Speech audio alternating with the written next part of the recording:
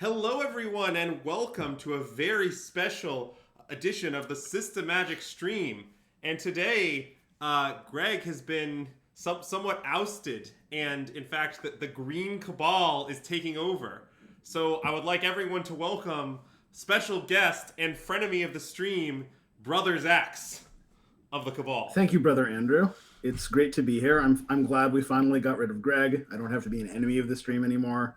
I can just be, the owner of the stream along with you, and we can all be dedicated towards Nykthos's glorious bounty. yeah, that's indeed correct. Yeah, so this is this is our work in progress here. We're hard at work on stock green related matters. So last week, or not last week, a few days ago, we tried a green list on the stream. Some viewers may remember it. We sort of drew Elder Gargaroth a bunch, and it was pretty bad, very consistently. So we're trying a list with no Elder Gargaroths. It's very logical. In those slots, we have some hulking raptors. But Brother Zax, do you want to explain hulking raptor to the viewers? So, Hulking Raptor was legal for, I don't know, like 3 weeks before Karn was banned or something. We played a bit with this in the Green Cabal. This was sort of in the, Fable of the Mirror Breaker, Fable Green splintering. One of those things we don't talk about. The Great Schism, as it were. The glorious history of the Green Cabal.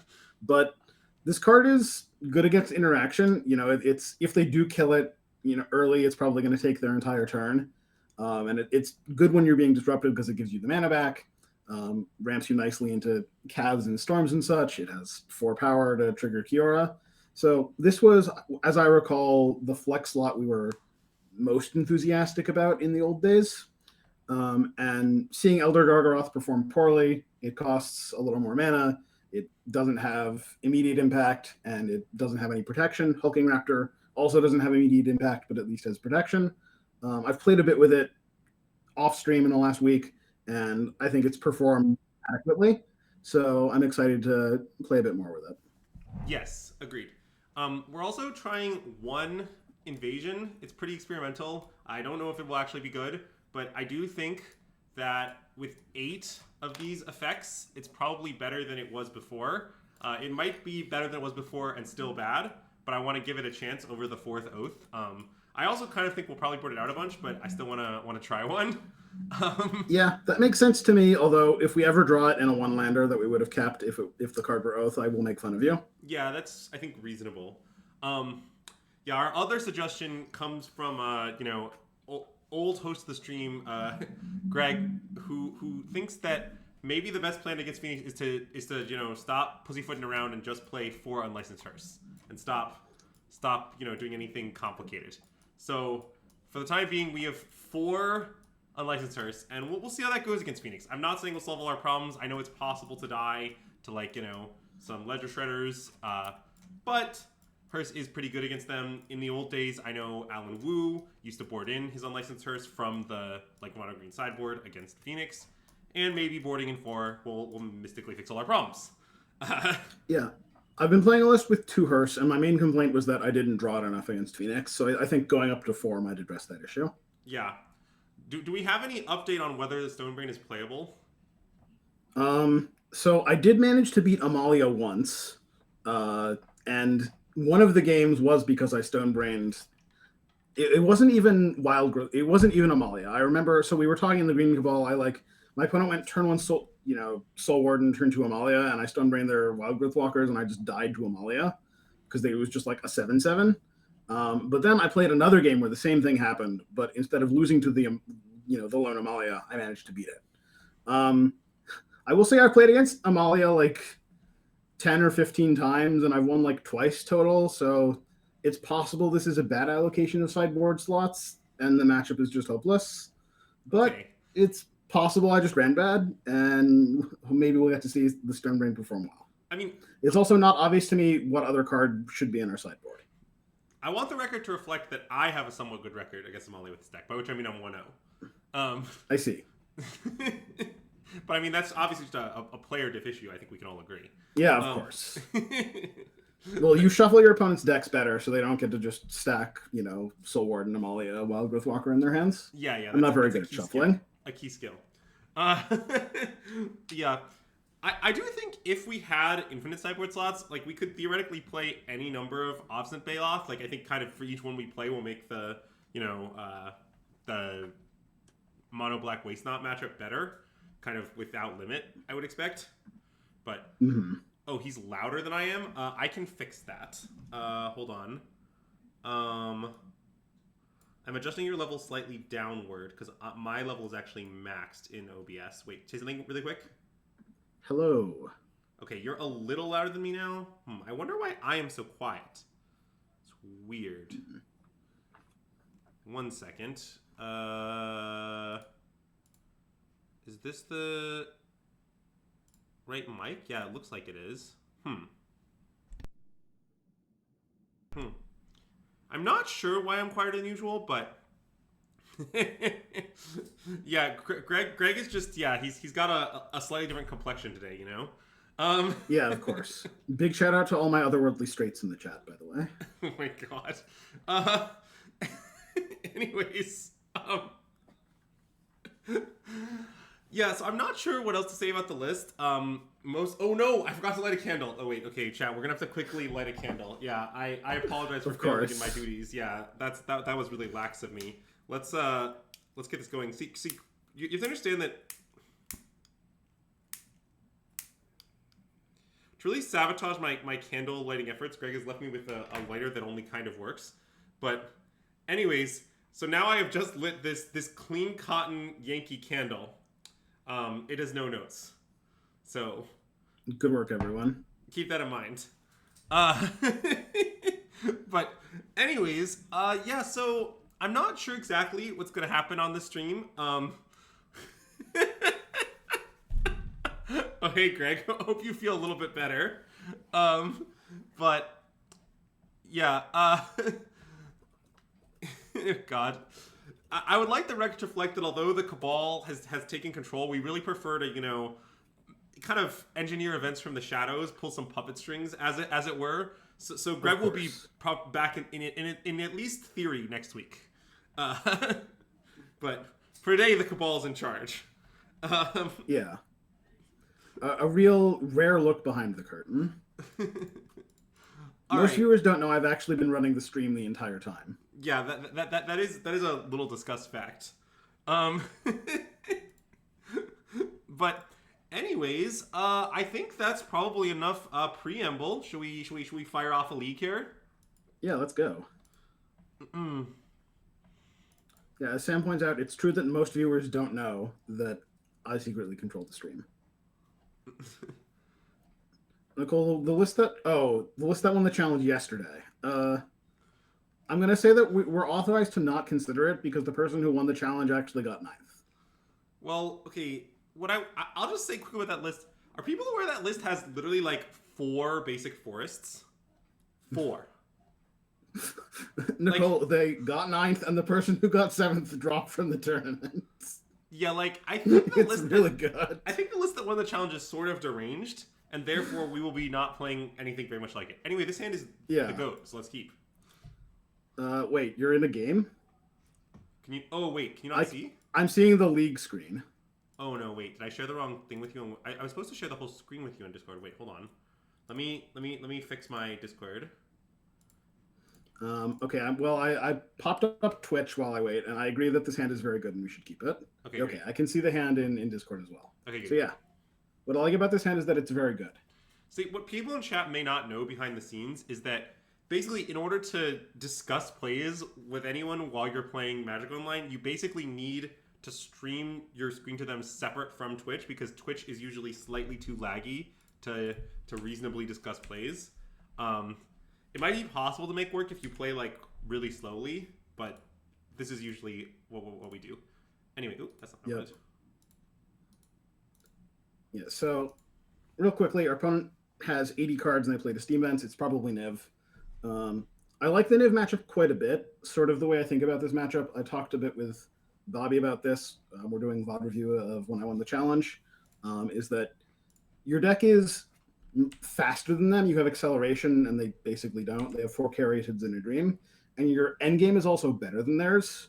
They like draw some cards and put some stuff into play, but you draw way more cards and put way more stuff into play. The way you can lose is that they like 1-for-1 you a bunch, and then you're a critical mass deck, and they're just like, you know, a deck with some stuff. And if they can trade for you and then refuel, your critical mass deck might not get off the ground. But our hand right now, we have a lot of cheap stuff and we have some payoffs, so we're pretty resilient to disruption. All right, so wait, let's discuss the play this turn. So yeah, I basically think we should either Kiora untap Oath or we should plot Outcaster. I think we should Kiora untap Oath. Because you like spending like the 4th mana this turn? Yeah. Yeah, I think I agree. I guess I don't totally see what the upside of plotting would be relative to this. I guess we get to attack for 4, but... Well, I mean, okay, notably, the land drop is for next turn. We don't need a land drop for this turn. I mean, setting up the land drop for next turn is good. We can, like, we can Haven before tapping Nykthos. I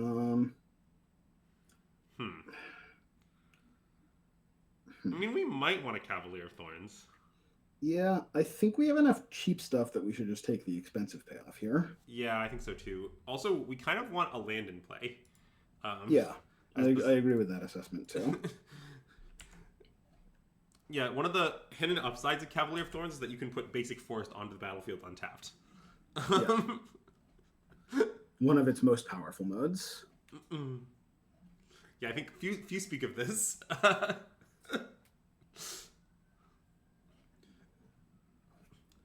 But yes, those who are interested in more Azax and Cabal green content generally should definitely be sure to check out Bobby's VOD review of the challenge win. That should be going up sometime this weekend. Happy to see them tap out for Fable and not disrupt us, because it means our turn's going to be pretty good. Yes.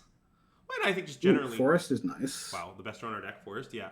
Okay. Yeah. So let's see. What exactly can we do now?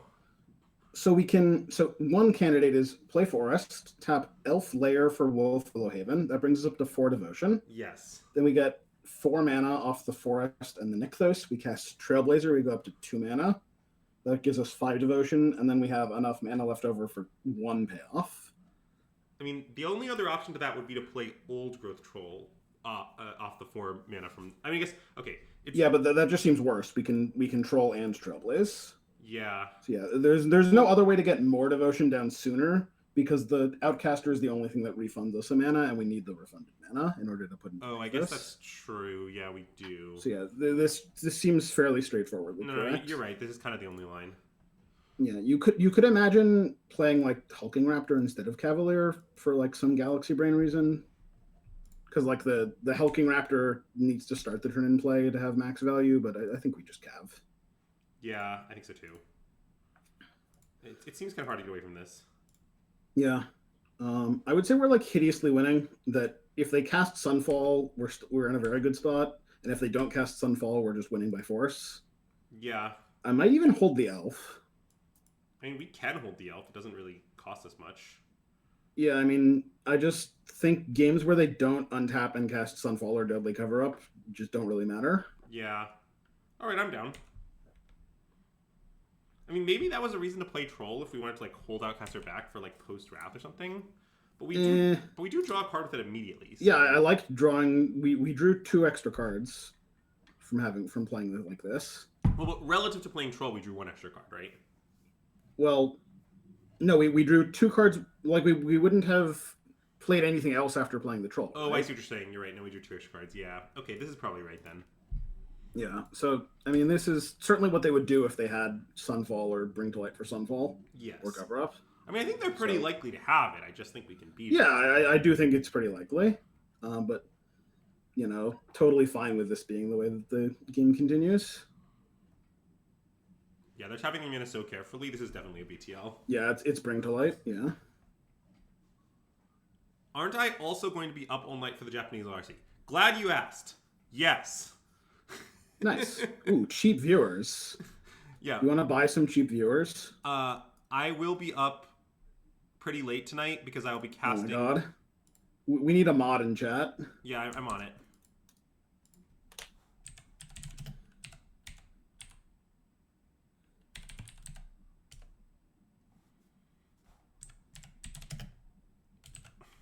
right. While you're on that, I will consider our lines this turn.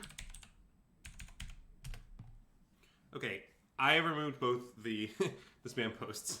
Yep. So the obvious line is play troll, play forest, and then we can Nykthos. This cuts us off from playing a second Nykthos for turn, but I think that's sort of fine. We're not going to draw like a trillion cards this turn. We'll just draw 3 or whatever. Yes. And we can't really get more juice out of the Nykthos anyway. Like we could play Elf and then spend both our untaps on the Nykthos, but that would mean our first Nykthos only taps for 2 mana anyway, so it's like untapping a Wolf Willow. Yeah, I think it's fair to get away from troll first. Yeah, troll first seems pretty good.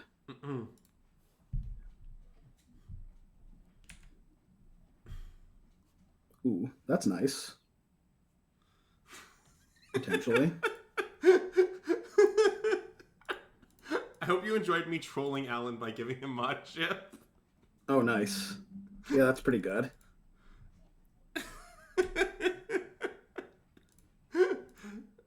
It's really a very sophisticated type of humor, if I do say so myself. Yeah. I would just cav here. Yeah, we can also play Hulking Raptor. I mean, maybe we should be afraid of the second sweeper at this point.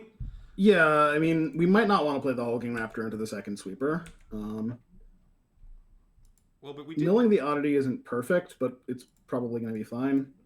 I can imagine just waiting. I think they're in the same spot as last turn. If they don't cast a Wrath, they're just going to die. Yeah, I'm pretty down to play nothing again, I think.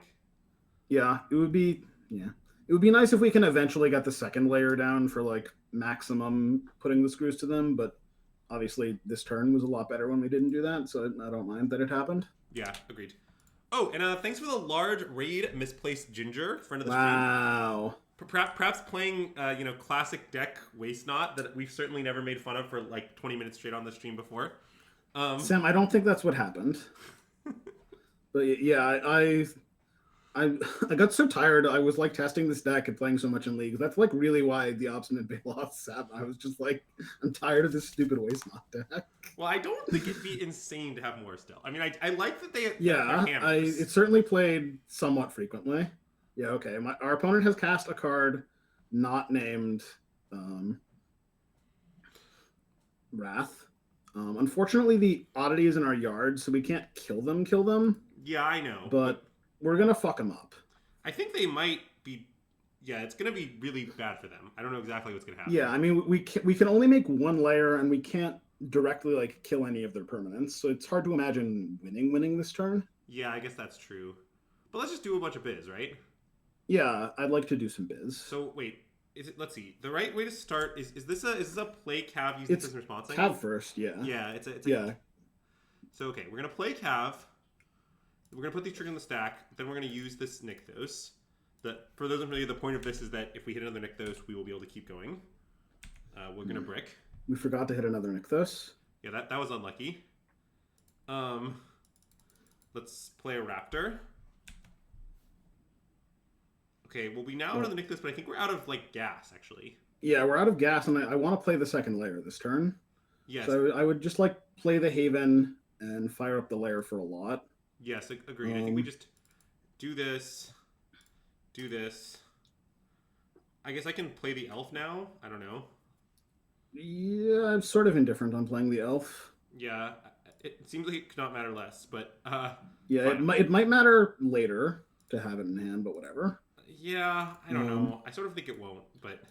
Yeah, that's plausible. We're allowed to freely attack with our Cav because we have a win condition in our graveyard. Yes, agreed. This was the classic spot where with like the Karn, where you've played like a long game against Red Black and your graveyard's totally stocked, and if your opponent just ever kills your Cavalier, you put a Karn on top and win.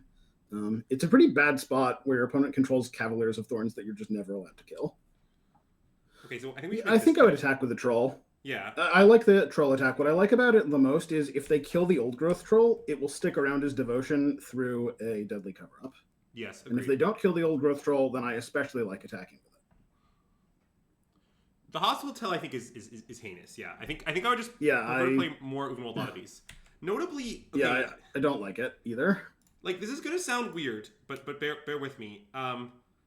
green's mana is kind of bad. Like, what I mean is, well, you're trying to cast a triple green card and you have 4 colorless lands in your deck. So, Yeah. Why no Raptor attack is a reasonable question. Oh, maybe I should attack with the Raptor. I was thinking that, like, it's the one thing we just don't want them to eat, but... Yeah, I agree with that. Maybe that was wrong. I think it's reasonable. I don't know. I mean, I think I might be happier that they ate the Old Growth Troll than that they ate the Hulking Raptor. Yeah. Even if they could have 5 less life or 4 less life. I mean, I just... Because now if they just untap and cover up, they're just dead to lair. Yes. I sort of think they're still going to be dead next turn either way, is my guess. Oh, well, maybe not with this. This is kind of a punish. Yeah, I suppose. I think we'll be fine. Oh, we might win. I just think this is annoying. But yeah, like... It's certainly a little annoying. And to discuss the list that won the challenge slightly more, because I just can't handle it. That list has 4 basic forests and 4 old growth trolls. You can't. Is our opponent Ludob's on board? I think our opponent is Ludob's. Okay, now there's certainly Ludob's on board. I mean, they're going to gain 6 to 21, but I think that's not even close to sufficient by my math. Okay, I mean, maybe they weren't dead on board, but they're certainly dead with our backup Kiora and backup Nykthos. Yeah. Oh, wait, that was wrong. You can get more mana by playing the Kiora first, like a non-simpleton. Yeah. Yeah. Not that it particularly matters. Oh, it couldn't matter less, but we might as well play correctly. Yeah.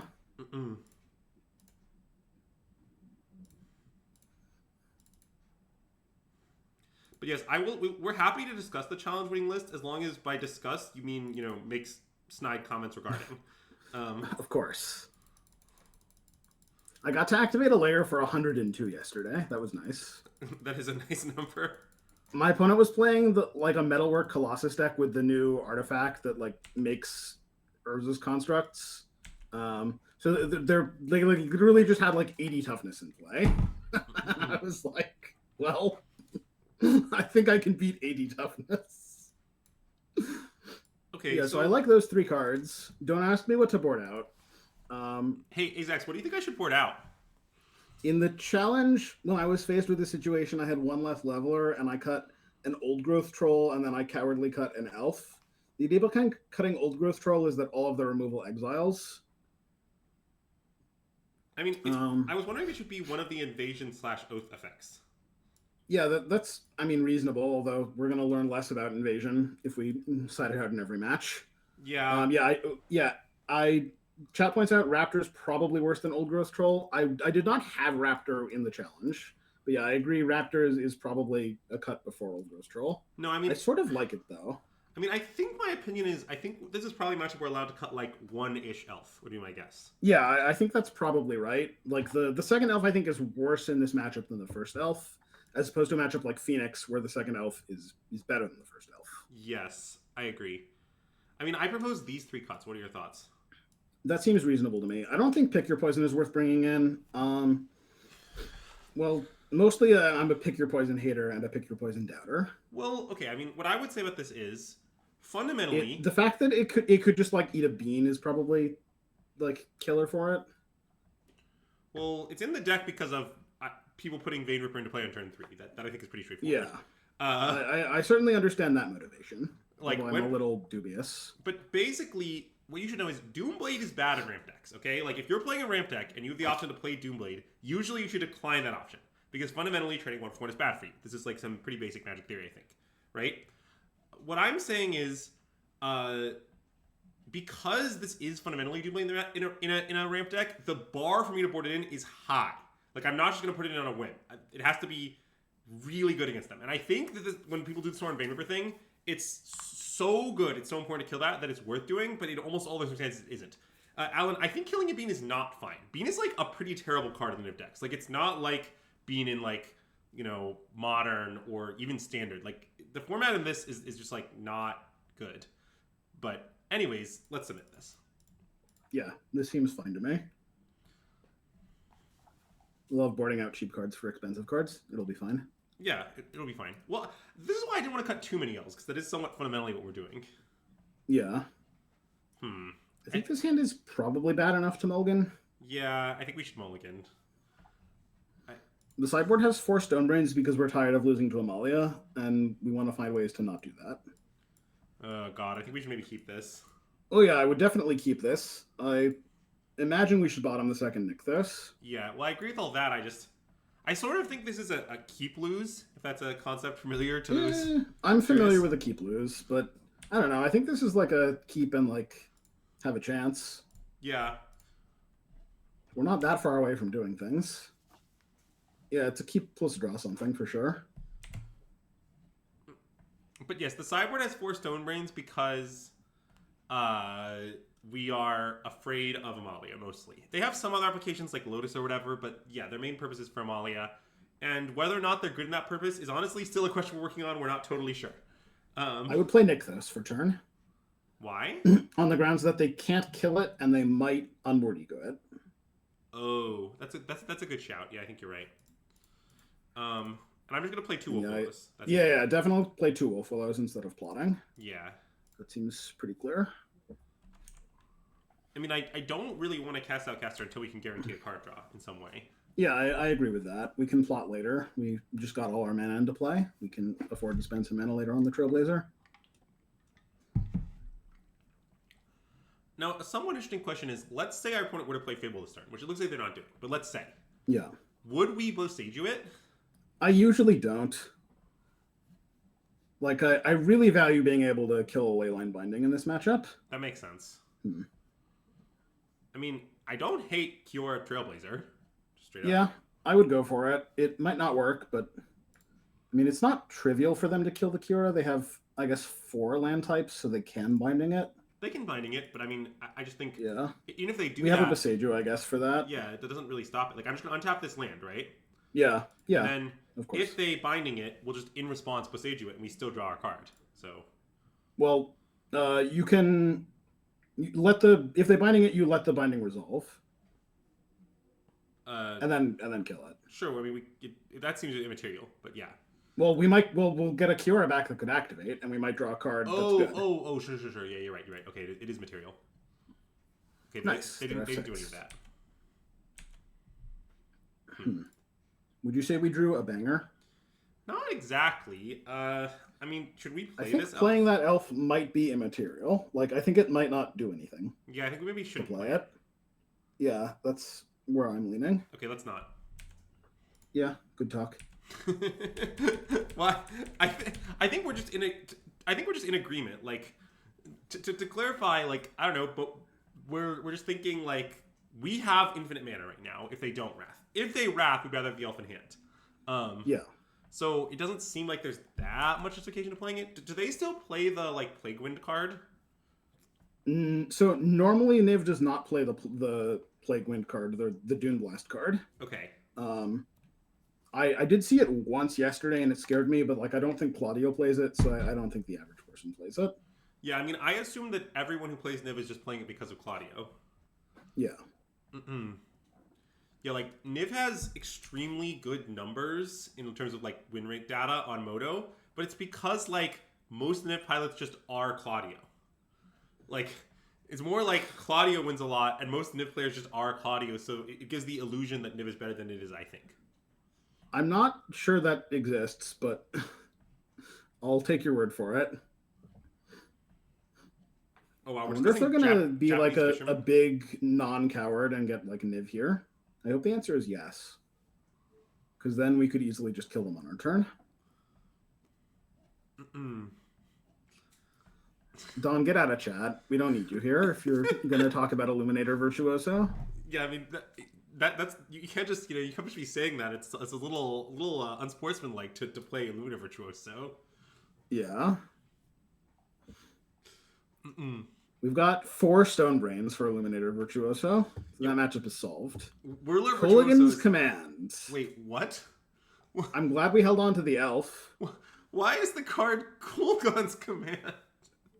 It's a 2-for-1. What is happening? All right. Well, they bring to lighted for a card that killed a Trailblazer and an elf. That's probably the only card in their deck that could accomplish that. Yeah, I kind of can't comprehend what's happening here. Yeah, that was certainly an interesting play. You want to attack for 1? I mean, we're certainly attack for 1, yeah. Yeah. And I think I would take no other actions.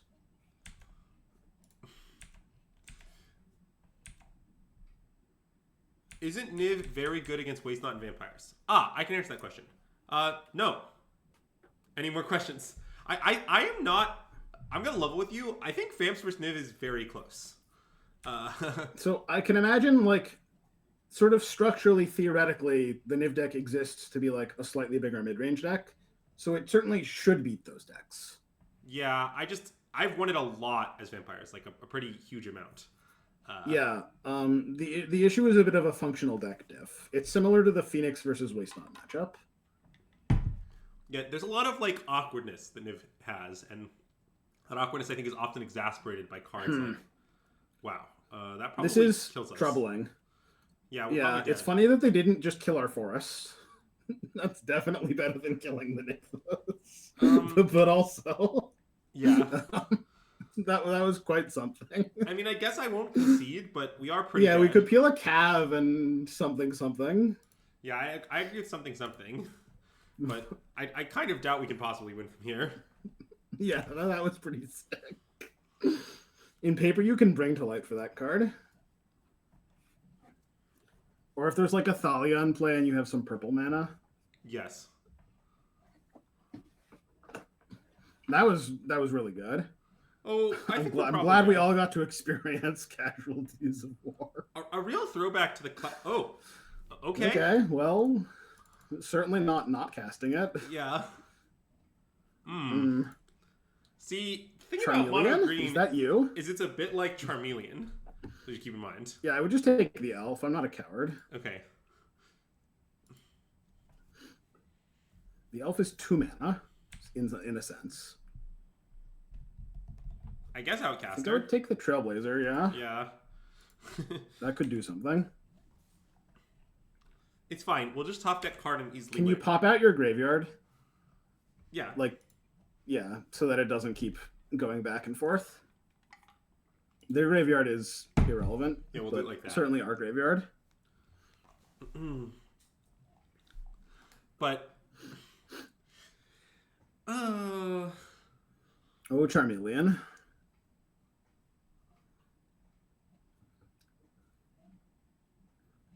Man, if they had killed our forest that was holding the 2 Wolfwillow Havens, we would not have been able to storm. It's a good thing people are scared of Nykthos. Kirby Silver, believe it or not, we stream every Friday at this time at 2 p.m. CST. What the hell? All right. Well, I find this unreasonable. I wasn't ready for the second Casualties of War. How many do you think they play? I mean, maybe they just sideboard 4 Casualties of War. I don't really know. Yeah. I don't think we're allowed to concede. Something. Like, the thing is, it might be possible for us to win. How many card types would you say there are in your graveyard? I think a fair number. 1, 2, 3, 4, 5. It's like 5? 5, yeah. We're so close. Yeah, we should play the battle. It's immune. Yeah, that is a good point. That's the tech. Well, it's because, the card is called Casualties of War, so you can't have a battle that is itself a casualty of a war. That doesn't make any sense. Of course. That's very logical. Oh, and Dawn of the Game changed the candle sponsor. A real great way to torture your host, you know. But let me switch it real quick.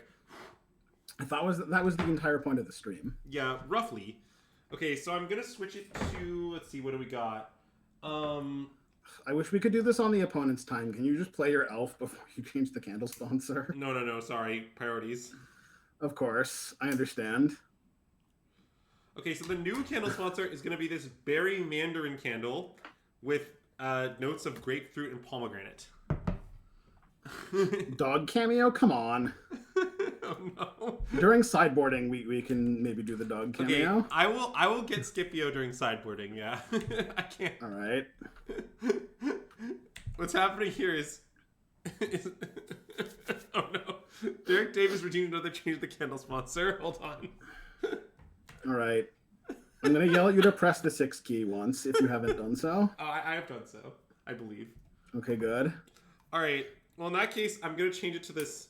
All right. Well, while you're busy with the candle, I'll provide some commentary on the game state. I'd say this is pretty close. You haven't pressed the 6 key. You need to press it again. Thank you. All right. So, they could get anything. They could get like a 2-drop. This is the power of Bring to Light. You never know if your opponent's going to get a 5-drop or like a 3-drop that doesn't do anything. We'll see what opponent opts for here. Maybe they'll get the 3rd Casualties of War. I would allow it, even though it's a 6-drop. It was Niv Mizzet Reborn. Oh, you're here for the candles. Now I understand. All right. I mean, I don't know what cards they drew off Niv, but certainly there are game actions one could take. I mean, they've got a Vanishing Verse and a Wandering Mind. Yeah, normally I make them play it out for clock because every time a Niv player beats me, they have 3 minutes on their clock. But given the chaos of the stream, possibly their clock isn't the one that matters. Yeah. Yeah, Jarvis, I won PT Born of the Gods. Okay, well wait. Okay. Oh no, wait. Well, no, play the thing. Classic giving Zax a heart attack by almost not playing my Outcaster first. No, Sam. PT Cons of Tarkir was a different guy. Aryah Zax. Yeah. Come on. The evil and or good twin. We saw like 3 bindings off the Niv. Unlucky that they had one in hand. By 3, I mean 2, I think. Yes, I am Sean McLaren. Well, I don't think this solves our problem of being dead on board. No, I'm going to quickly get Scipio while we're in sideboarding. Yeah, of course. Hey, Zax, take the reins of the stream briefly, and try not to be too unhinged. Yeah. All right. Try not to be too unhinged, but a little unhinged is fine. So, chat, I want to know... Let's all propose cards currently in the main deck that are best by the metric of how good they are, divided by how many green pips they have. You know, the most efficient goodness for green pips. I want to hear all suggestions. Everything's welcome. Nothing is wrong. Unless you propose one of the cards with no green pips, because that's dividing by 0. That would be wrong. No. You can't say Emrakul. You can't say Forest Dawn. I told you. I don't know what to do with these chatters. Karn. I'll accept Karn. Yeah, Sam, is it because they want to learn? All right. I think Chad is a big fan of learning. Good to know. We've got to crack an IRL pack.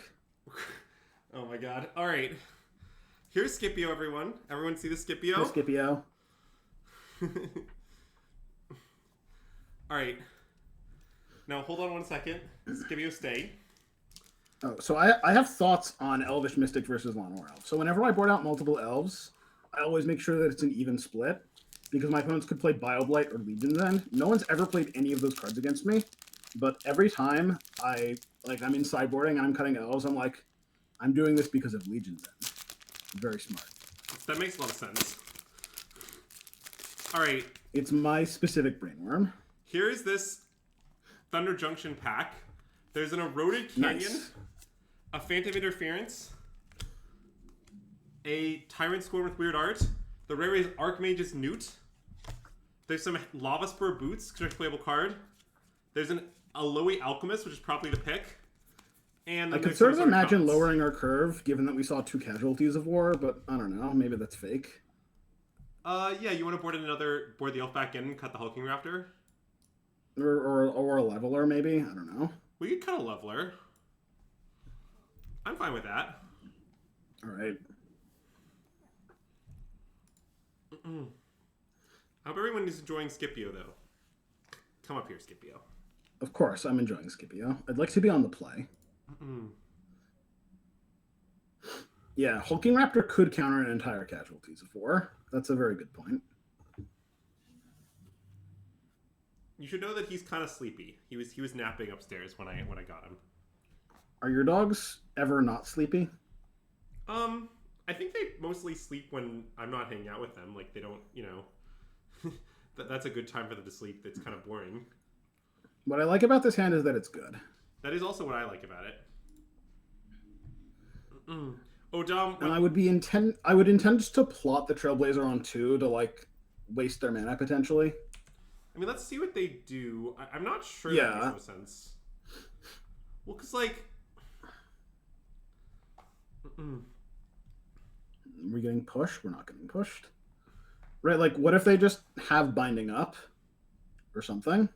But, like, they won't have it up. It'll be their net... Like, if they have a rule spell, they can also play it on the elf. I don't know. Yeah. Like, but, like, I want them to kill the elf. I mean, do you? Then we can't cast Kiora into Trailblazer unless we draw a land. Doesn't well, seem that good. We might draw a land. They don't know we don't have a land. Well, I know, but just like... Basically, if we just plot and they have land binding, I guess it'll be fine. I sort of think they're still going to get the Kiora. Yeah, okay, we can play Kiora. And then probably attack for 1. I think we just should play Kiora. Yeah, I'm sold. Oh, thanks, Hydrate. Will do. Nice work, Zax. Shout out to Mike's Bikes of Palo Alto, which sponsors the stream. Would you say they're the unofficial drink sponsor of the Systematic stream? Certainly the unofficial water bottle sponsor of the stream. Oh, Dawn, they can play Temple Garden. Now they can't binding. I had to say binding because Kiora is famously not one color. Few speak of this. So, yeah. All right, is this a Wolf Willow angle? Yeah, certainly a Wolf Willow angle. I think I would just cast the Trailblazer. Yeah. I want to get the card. I want to cast it, yeah. Yeah, the card could even be a land drop, which would be nice. That would be nice. Like a Wolf Willow. That might be even nicer, honestly. Yeah.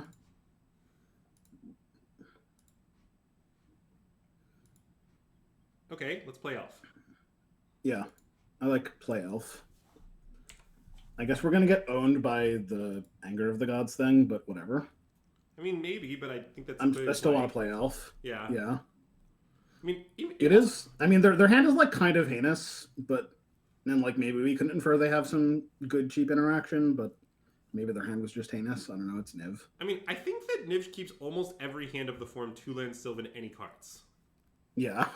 Oh, nice. I love that they killed their own carrot. Yeah, like that's I don't real think nice. This was clearly bad for us. Oh, 1 second. My skip is a little annoyed. Okay, so wait. Let's just think about our lines here. So, I have one line in particular in mind. You just want to slam Cav? Yeah, I just want to slam Cav. We have so many cards. Yeah.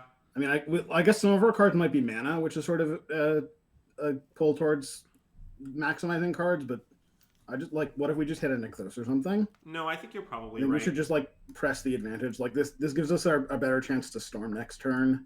I mean, it's just plotting this gives us a pretty good chance to storm next turn, but yeah, I agree that this is probably better.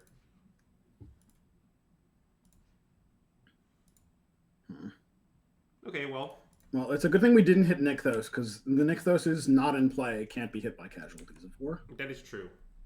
Although they are really, really, really far from casting that card.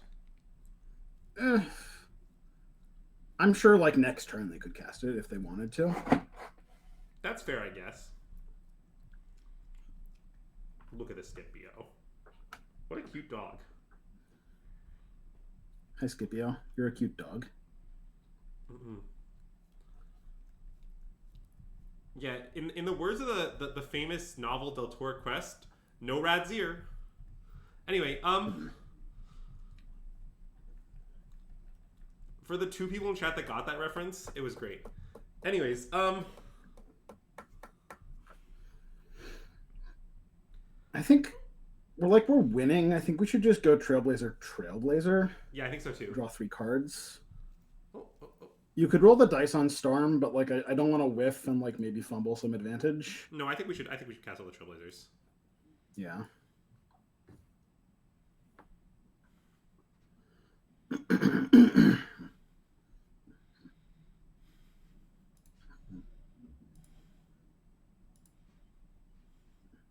Seiju's not the worst draw. It is not, but I think we're just going to play another Trailblazer still. I'm good on top of land, though, first. Yep. I agree.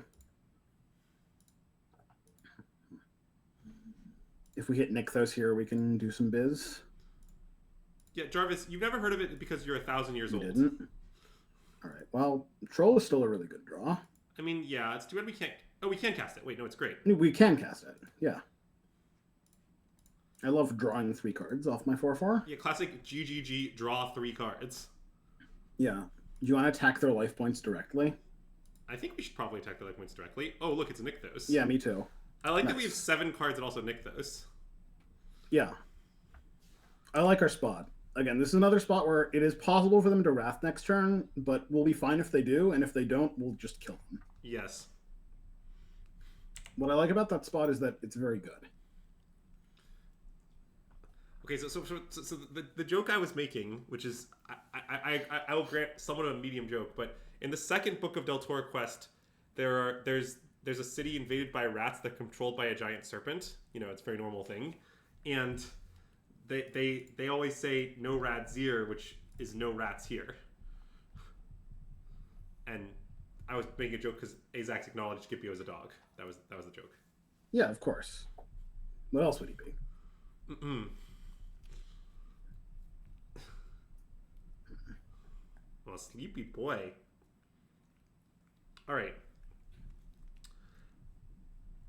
This So I might think be this a is troll a angle. maximize mana, not cards. Yeah, I'm with you. We have cards. We definitely play troll, right?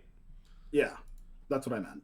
And then we play Nykthos. Ooh, play Nykthos. Second Cura is exciting. I don't know what we do now exactly. Well, play Trailblazer. I think just play Trailblazer and then probably play Elf and then untap Nykthos and Storm. Yeah, okay. How confident are you the right one is the right number of Oddity? I think that 2 is definitely hinged. Oddity is a pretty decent magic card. I think Oddity is hinged. I haven't found myself like cost particularly often by like milling my one Oddity, but it's certainly like not so horrible that if you ever draw it, you feel bad about it. You want a ritual? Maybe. So we have 5, 6, 7. So the Nykthos taps for 5. We go to 9. I think we shouldn't ritual, but I wanted to think about it. Yeah. I think it's barely a ritual is the thing. Yeah, it's barely a ritual. Like, we're not super likely to put our entire deck into play, even if we do it. So yeah, I think I would just I think we should preserve storm. the resource. Yeah. Yeah. I don't And think like we have outs, although they're not great to continue anyway. Yeah, well, so we can take Cura Forest and storm again. Yes. That seems good. I think we should do that, yeah. And our secure, we're also getting a bunch of loyalty. So there's that. Yeah. Yeah, and I just want to storm again. Yeah, same spot. Okay, well with one Interesting. floating, yeah, it is quite interesting, I think. So I don't mind putting the Oddity safely on the bottom of the deck. Yes, me neither. Like we'll find it again later. I mean, I think hitting 2 calves here looks pretty good to me. Yeah, I think just take 2 calves, draw 4 cards, get 2 lands. Yes. It's even possible we still win this turn. We can find the Oddity again. Yeah, I would just take the 2 calves and make sure to play at a decent pace. I'm not too worried about the clock, I'm going to be honest. Yeah, This I'm might not be the super last turn of worried the either. game. Like, Yeah. That's our 3rd Nykthos, so we're not super likely to be continuing. Yes. Okay, Yeah. we're not Okay. continuing. That's fine. Now I think Yeah, that just cast the battle. that's what I was thinking, yes. Yeah. And the Oddity is in the bottom 3 cards of our deck. Emrakul. Which might be relevant. Yeah, that seems fine. I mean, I think we might as well take an extra turn while we're at it. Yeah. We might not be able to cast the Emrakul because of the clock. I think we'll find a way. Yeah.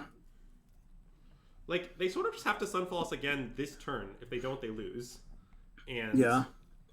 if they do, I think we'll win comically. I guess so. They could Deadly Cover Up and Exile Storms. Okay, that's a good card. It does get their own thing. I mean, that's Sunfall. They don't have Binding Up, right? Yeah, they do not have Forest or Island. Yeah, they're not close to having Binding. Are they? I guess they're not quite dead on board to the lair. No, they are dead to the lair. Wait, how? Wait, 4... Well, 4, 8, 9, 10, and you can just play. I mean, I guess not on board. You can play a land. Yeah, they're just dead to land, animate lair. Yeah. I mean, that bad against Fatal I guess Push. no, they could have Fatal Push. Yeah. I don't okay. want to do so this. we should. Yeah, we should take game actions. We instead. just Emrakul them, right? Yeah, that seems fine. Like, how much does Emrakul even cost? 8? It's not even that much mana. 8. Yeah. And she draws a card. That's very important. Yeah.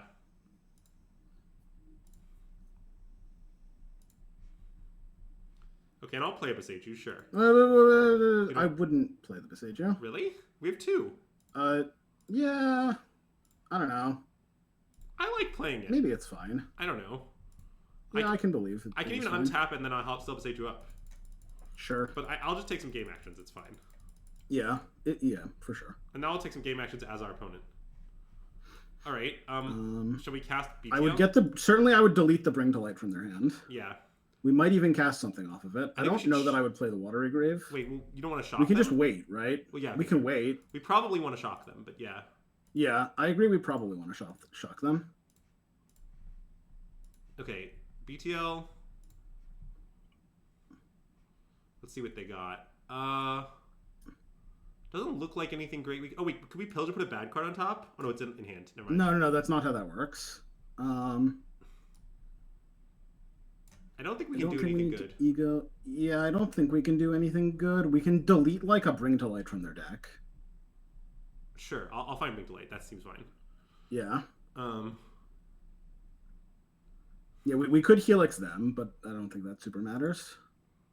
And and shock them seems fine. I think we should definitely shock them. Then they're at 7. Like that matters. Yeah, that matters for our layers. Yeah. Well, if they Bring to Light for Tibalt, we will win the game. Yeah, I'm not. So I understand I understand the idea of deleting Tibalt, but I also don't really think it matters. Mostly, I think the most important enemy in this game is the clock, and I'm just trying to play quick and not worry about anything else. Okay, so they drew Forest. So their hand is Bean's unknown card. Yeah. Okay, yes, they're gonna have 2 unknowns. Their hand is 2 unknown cards. I mean, they're gonna have to start by layup binding Emrakul, or else they have to binding. They have 1 mana binding available, but they need like binding plus push or something because we can kill the incubator.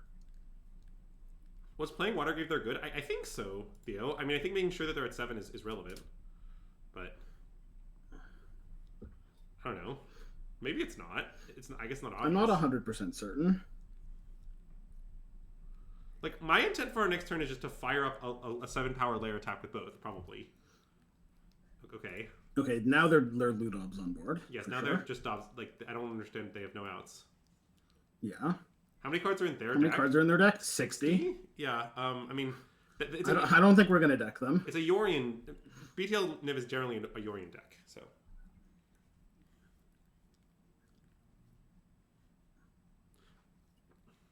Yeah, we have 12 cards in our deck.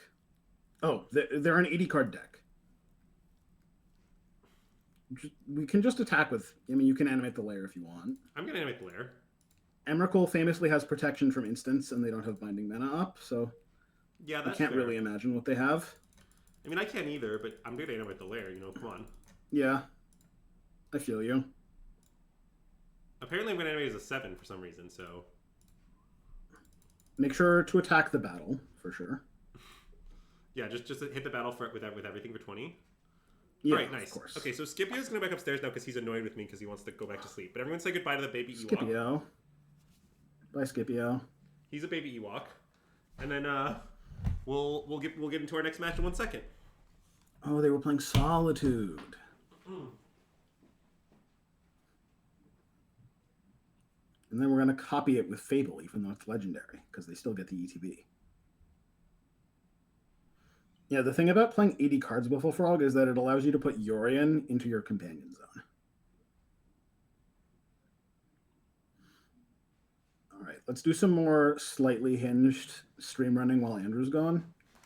So everyone, I want you to think of your favorite banned card on the Pioneer ban list and just send good energy to Ben White's to unban it. Oh my god.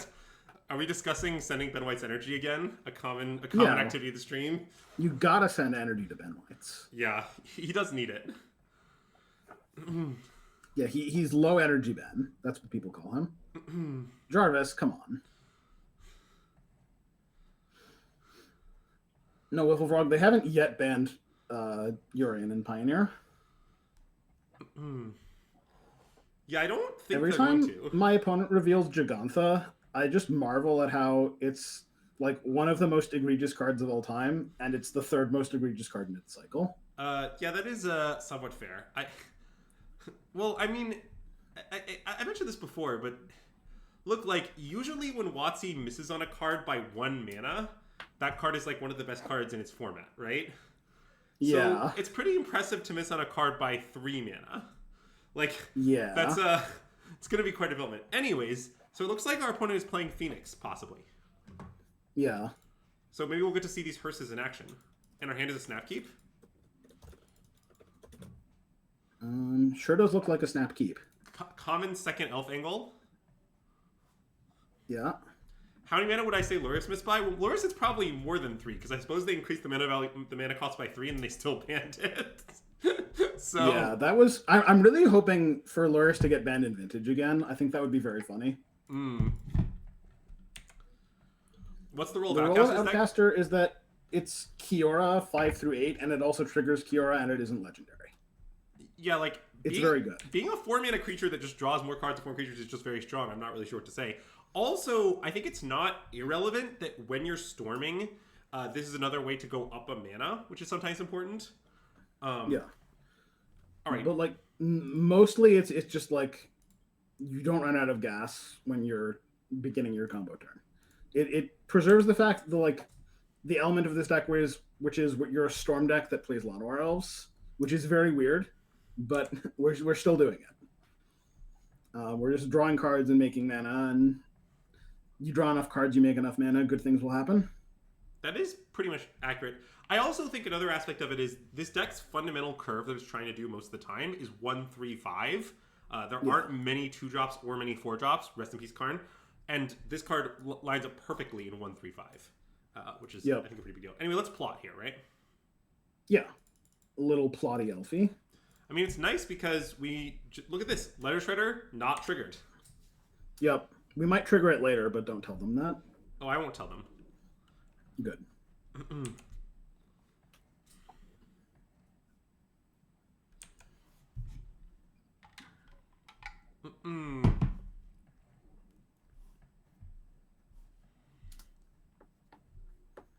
Yeah, a little 1-3-5-75. I have bad news. Our opponent's draw is reasonably good. Well, I mean, we can still storm next turn if they don't kill another elf. Like, it's not that bad. Yeah. Oh, God. Wait, they didn't attack? They also didn't get back Phoenix. I would jam into Spell Pierce, but, like, it might end our career. Well, I sort of think they have it. Like, what else is in their hand? So they discarded a Treasure Cruise. So one of their cards is Treasure Cruise. None of their cards are Phoenix. I mean, if they had... They can't have a 1-mana cantrip. Yeah, they can have, like, Treasure Cruise Free the Fae. Copy card Profts. Like, their hand could be clunky without Pierce. I don't know. Like, we're not beating it next turn unless we draw a land and both of our elves survive. I think it's at least likely our elves will survive, but I don't think it's especially likely that we draw a land. Yeah. But I just don't understand, like, okay, so let's pretend the Spell Pierce is face up in their hand, which I think it, like, pretty much just is. Like, I think it's very unlikely they don't have it. I'm not willing to concede that, but continue. Okay. If that's true, I think that the profit is that we can force them to hold it up for a really long time. Right? Like, in fact, jamming into it sooner is also worse because it will also trigger their Ledger Shredder, right? Like, it's like... Yeah, I know that. Okay, we can play Wolfwillow and pass. Like, I will say I just looked up their deck list because it was posted to the chat by the bot. Yep. Their list has 2 main deck Spell Pierce. So, it's not that that's likely. normal. Well, I mean, I think if they had 1 Spell Pierce, I might jam. But I think, like... Sure. Like, it's just like, okay, here's what I'm at. If they didn't have Spell Pierce, it's so likely they would have played a 1-mana cantrip and got back their Phoenix, right? Yeah, like, okay. It's very likely. Like, maybe their 3-card hand is no 1-mana cantrips, but I think it's very likely that it is. And so I just think that, like, if you ask me what's your mental probability to have Spell Pierce, my answer here is around 80, 85%. Like, I think it's well over 50, right? Yeah, okay, I'm sold.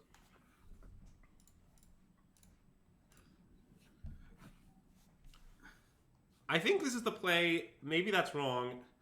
I mean, the counter argument is certainly to claim that we can never beat it, but I don't think that's entirely true. Yeah, okay.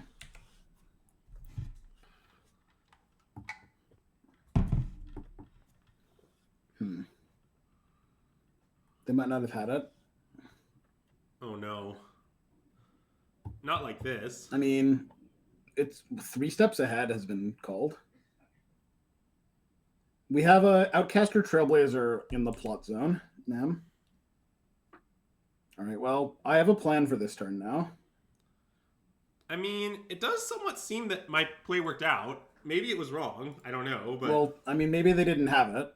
Well, yes, but also maybe they did. I don't know. Yeah, maybe they did. And they just decided to tap out because we didn't go for it. Like, yep. I don't really know whether they have it now. Anyways, let's cast this. Yeah.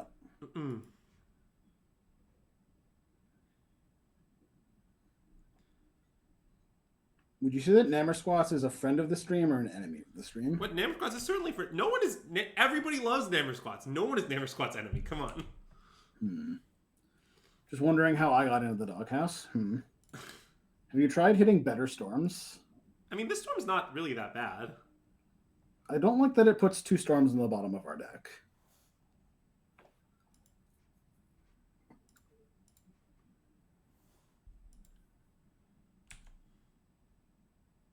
Well, yes, the pathway, I think, came down on the turn in question, but if you're playing Phoenix, it's pretty brutal to put 2 pathways on red. You're, like, locking yourself out from casting spells for most of the rest of the game.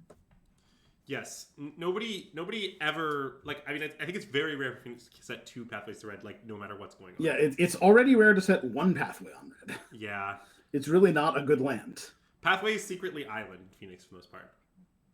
Also, Nick Fox, I just think you're mistaken. I don't know. I fully explained the reasoning when we did it. It might have been wrong. I'm not certain, but, like, I don't think them drawing towards removal is a very good argument. In fact, you're drawing them towards the removal by giving them the connive if you go for it. Like, they're less likely to have removal if you don't go for it, in a very real sense. But has there been any consideration for friend of the stream 5-mana Nissa? I don't really think 5-mana Nissa makes sense, and my argument is, with Outcast or Trailblazer, things that have 4 power are so much better than things that don't have 4 power. Right? Like, also, which 5-mana Nissa? Just curious. I think he means who shakes the world. But I'm not sure. Maybe he doesn't. I assume we can flashback Storm.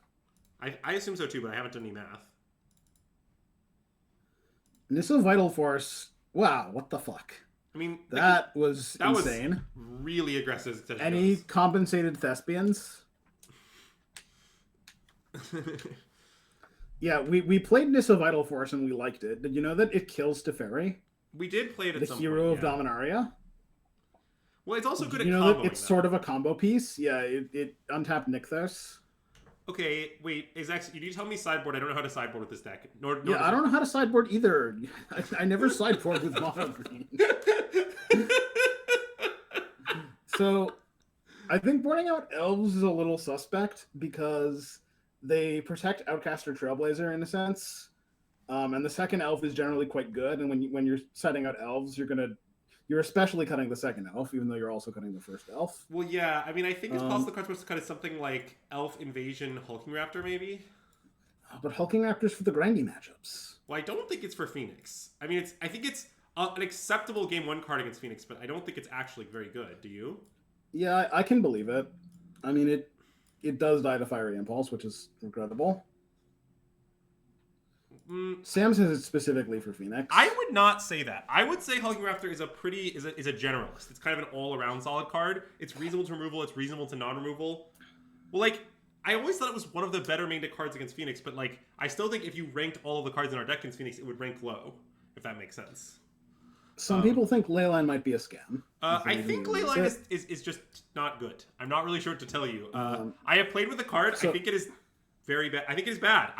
It's just, most of the time that I draw it, I wish it were any other card. It's just the odds that you have Leyline and Nykthos and payoffs in your hand is not that high. And even if all of that is true, sometimes something goes wrong. Like your opponent just thought sees your payoff, and you're like, oh wow, I sure wish this land was any payoff. Like I think the card is bad. I might be wrong. It is a hard card to assess. You know, I haven't played this deck that much, but yeah, I'm a Leyline skeptic. Yeah, I'm not 100%. Like, it's possible Kiora and or Trailblazer are trimmable in this matchup, but I don't have a developed theory for that. Yeah, I'm skeptical. Let's do this. Yeah. Well, you can Sam, play... I'm not cutting Elves or Wolfwillow Havens, unfortunately. I mean, you can play Leyline over mana. Wow, Leyline would be sick in this hand. Well, none of these cards would be Leyline, though. Yeah, but if you just had an 8th card. Okay.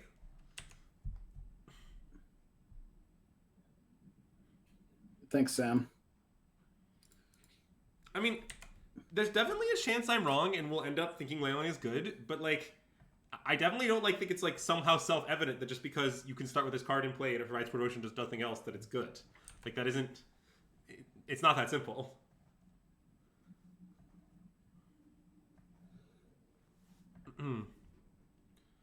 Okay, I think this is actually. I continue to want to slam Hearse. Yeah, I think so too. Okay, let's play Hearse. They don't have it.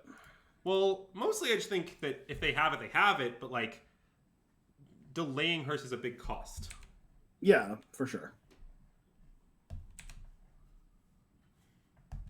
And I would wait here. Oh, definitely. Because they're not close to cruising for a bruising. Hearse timing in general against Phoenix is tricky. There are no hard and fast rules if you play Hearse in this matchup. Like, sometimes you should use it main phase, sometimes you shouldn't. It's not straightforward. However, when our opponent has too few cards to treasure cruise and we don't, like, risk them cruising, then it's straightforward to always wait. Yeah. Especially because if like they had 2 Phoenixes in their yard, then like whatever, that's the best card you can eat. But they did not. Okay, I mean I think we just Wolfwillow Oath. Yeah, I like that. I reserve the right to cast Elf if an Elf makes its way into our hand. Sure. I mean I just don't really imagine we're going to put Elf in our hands. Yeah, I mean it might happen. You never know.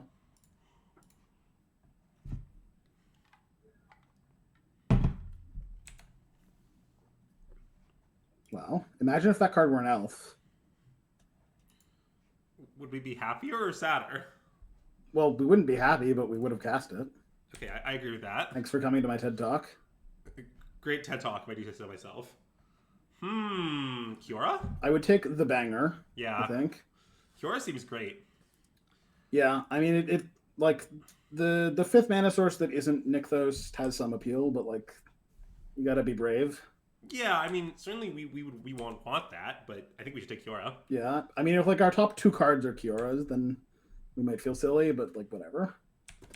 I also like that we're learning about Hearse. Everyone in chat, please pay attention. Learn with us. Is Hearse good against Phoenix? Yeah. You think they're gonna cast the Crackle Dog Billionaire? No, they didn't. I mean, that would be very good against us here. Yeah, it's possible if we play a game 3, they will adapt, especially if they see like a billion Hearses. Okay, I think we just go Kiora Outcaster. Yeah, I would Kiora and plot. Wait. Pioneer Neoform? Come on. Hold on. Is it Kiora Plot or is it Kiora Cast? Well, they have a Ledger Shredder. Okay, I understand. So one thing. If we cast, right? Yeah. We could draw a land that we could then play for our turn, right? B, we can then play Elvish Mystic, even if we don't draw it. We've given them one thing to cast. Like, they burn 3 mana. I think their just hand contains removal spells. Yeah, I mean, I think that too. It certainly doesn't contain many spells. Like, it could be 4 Treasure Cruise or whatever, but it does not contain, like, cards that cycle into more cards. Yeah. And so a lot of their outs are just having removal spells in their hand. Okay, I think we're winning because of the Hearse, so I don't want to like give them a resource by letting them connive. No. I've decided you're right. Remember when famous Brother Sam in the chat said they burned 3 mana? Yeah. That was because they burned 3 mana. No, that should set off alarm bells. You're right. We should play the game very differently because that happened. We know a lot about what cards they're in hand like can and can't be. And basically, they have to be a lot of removal spells and reactive cards. They kind of can't be much else. Yeah. I can kind of imagine not casting the Trailblazer next turn. Wait, I should eat my own yard, right? Yeah, that seems accurate. Sorry, why don't you want to cast Trailblazer? Well, it gives them a loot. I guess we can probably double cav. I think we should cast it. Yeah. Okay. So we have. Yeah, we go up to 4 devotion, then 5. Well, it's not quite double cav if they have like Aether Gust, right? Well, yeah, but just But okay. Wait. So if we play it, then we can use that. Then we can use Nykthos productively pre first cav, right? oh no, we have a Kiora on tap as well. Yeah. Okay. Definitely. It's like it seems pretty right to play it to me. I get that we're giving Yeah. the connive, and I get that the connive is likely better than it usually is, and I also expect this creature to die. But Yeah, I forgot that we had 3 Nykthos activations, not 2. yeah, okay, let's use Nykthos. Well, I mean, sure. The elf is free, so we're gonna cast it anyway. Oh, I guess that's true. It doesn't really matter. No, okay, I think you're right. Well, because in theory, the card we draw could change things. Oh, sure. I forgot we're drawing a card. Yeah, then definitely don't. You think we want to cast that first elf first, Bobby? Yeah, that's plausible. Interesting. I'm not sure it's right, is what I'll say, because mostly I was just thinking that the card we draw might matter. Like, okay, let's play both elves now. Yeah, play both elves, and then Nykthos twice.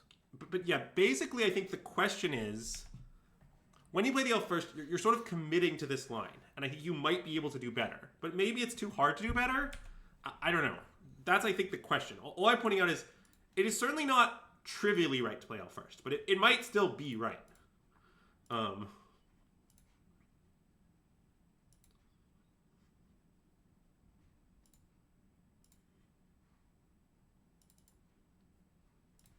Well, like, what if we play out Caster and draw Old Growth Troll? Can't we, like, work in the Troll then? If we don't, like, play the Elf? Or is that... wait. Yeah, I'm not sure I totally understand the idea that we had to do something else. Wow. 3 steps ahead. Common 3 steps. We saw that in game 1. They discarded it, I think. No, I mean, I remember, but... Yeah, I'm still surprised the second on time. the slightly odd side. Yeah. All right, well, let's cav. Off the Nykthos. Yeah, let's cav. Yeah, I got sold on this line when I realized we could double spell through a counter spell. Yes, so yes. I am intrigued. We also... Okay, I was going to say we might want to eat their yard main phase, but I guess we weren't allowed to. I do think that would be sane. Okay, I mean, that was a great I think it's like reasonably likely their hand contains a treasure cruise. Yes. And it's not like a disaster if they get back a Phoenix. Mm. Well, obviously Hearse is great. You put it in your 75 and your opponent just scoops every single game. I mean, you don't even have to have the Hearse in play, although it certainly helps. What happened game 1 was certainly deranged. In game 2, I think that our opponent was dead, to be honest. Just, I don't think they were winning from there. Oh, I see what Bobby says. If they want to kill the Trailblazer, we want to have the Elf in play so that we can float the mana and get an extra mana out of Nykthos. Well, I do understand that's true, yes. Mm-hmm. I understood Bobby's argument of why playing Elf first. It's definitely hinged. I don't know if it's right. All right, so we are possibly playing against blue-white control. This matchup has gotten a lot sadder, in the sense that we no longer have inevitability.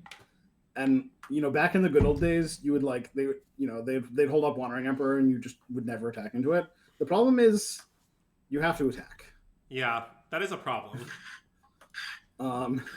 Well, it's also a benefit because you don't need to stress when you're playing against blue-white. You can just turn your creature sideways and be in your happy place. To be fair, I did attack sometimes before, but I didn't do it usually. Yeah. It's just nice to, you get to be head empty. Well, I mean, that's really more of a default state for you, though, right? Of course. Anyways, so... all right. I mean, I am playing Greg, so, it's only fair. Oh, geez. Whoa. Don't talk about Pro Tour 6-0 drafter Greg that way. But... he's. I heard those PT drafts were rigged. Yes, it is me, Greg Michael. I 6-0'd the draft at PT Born of the Gods, and then I won. Oh, I am playing Greg. Oh yeah, that I think is maybe true actually. Yeah, you could tell I'm playing Greg because I'm the stronger player. Okay, sorry. Anyways. So you're nonsense. Wow. Sam, don't be rude. Oh wait, 1 second. I just unplugged my headphones by accident.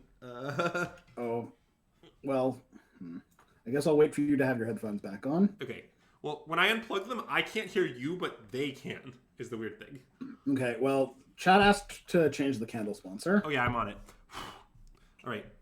This is really a good time to change the candle sponsor. Yeah, in the sense that our opponent's deep in the tank. Let's see. I think we're gonna go with this rose glow candle now. Okay. Notably, all right. I want to note 2 things. One, our opponent's blue-white list revealed Kihira, but the opponent in the real world did not reveal Kihira. Okay. 2, I'd like to keep this hand. I think it's got some positive aspects to it. Yeah. I think we should. I'd be okay mulliganing. I think we should mulligan. Mulligan. Let's see. Okay. Well, this hand's clearly a keep, but what do you think we should tuck? I think bottoming Oath is logical. Yeah. It could be second elf. Yeah. Like, wait. My claim is merely that bottoming Oath makes sense. I want to discuss the elf thing because I think it's pretty interesting. Like, yeah. So if we let's say we bottom Oath. I get the point. The point is we play elf and it lives on turn 2. We can go elf into Wolfilla, which is great, right? Yeah. But if they're blue-white and they have lockdown in that world, we're like conceding, right? Yeah. I mean, one, I'm not super concerned about them being blue-white. Okay, you think they're not blue-white? Yeah. I mean, I think they probably didn't delete their companion. Okay. I mean, Oath also like has potential upside, because it's it's devotion that draws more cards, whereas Elf is merely devotion. Yeah, that's true. So I don't think bottoming Elf is crazy, but it's certainly one of those 2 cards. No, I agree. No, maybe I'm coming around to just bottom the Oath. I basically think that if we think they don't have lockdown or they're not blue-white, it's probably right to bottom Oath. I'm just afraid that against blue-white, it's right to bottom Elf, both because the lockdown thing is really bad, and because we might need more payoffs against them, and having only Storm is dangerous. But yeah, I don't mind the flexibility of keeping Oath. I think it's reasonably close. Yeah, but I think in the end, I think you guys are right. I'll trust brother Bobby and brother Zax, and we'll. Yeah, of course, brothers Bobby and Sam. Everyone's united against you, and the Cabal is a democracy. Yeah, who am I to go against the will of the Cabal?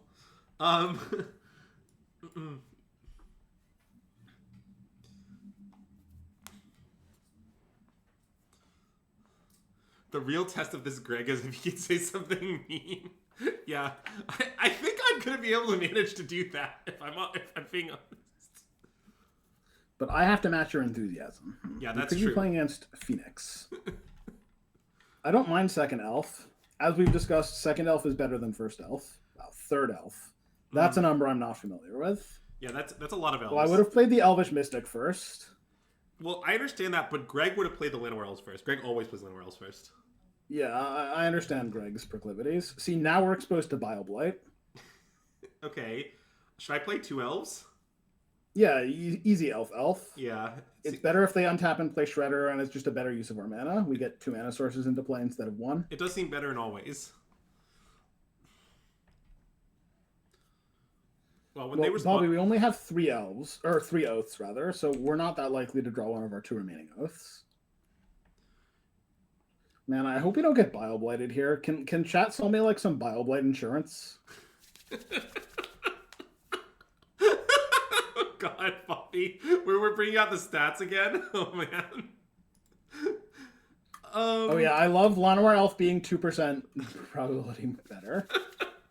Okay, wait. So here, I think I want to play Kiora first. Yeah, that's reasonable. You want the Wolfilla to get spell pierced if something does get spell pierced. Exactly. Is yes. the idea? Yeah, I think that's fine. We're missing out on some damage, but I don't think we're going to win this game by inches. I think we're going to win by miles. Yes, it doesn't look like a damage matters game. Okay, and now I'm just going to play Wolfville. Yeah, seems fine. I guess maybe I should untap to play on Jawari Disruption. I mean, you can.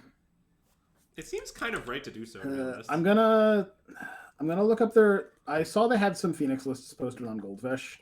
I'm gonna check if any of them have Dwari. Okay. I mean, I don't know like for sure that they do or whatever, but our opponent's 2 posted Phoenix lists this month don't have Dwari Disruption. okay. I think I'm fine to just save the loyalty. Okay, we can save the loyalty. If we get Jawari Disruption though, I'm gonna rub it in for like the next year. So keep that in mind. Of course. Well, that's bad. Like, you're not aligning my incentives with yours. Oh no, Don, wait, what did you say? Oh. Yeah, I think it did get as much attention as it deserved. Yeah, I chose not to think very hard about your comment.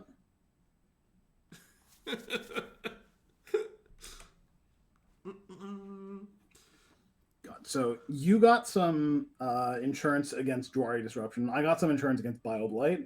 Which of those do you think is more likely to get cast in this match? I think probably Bioblight. You know, maybe they're splashing it, double splashing it. Yeah, of course. I hope they don't hold up Spell Pierce, because then I get to be head empty. Nice. All right. Well, that's nice. Okay, wait. We need to briefly discuss some matters.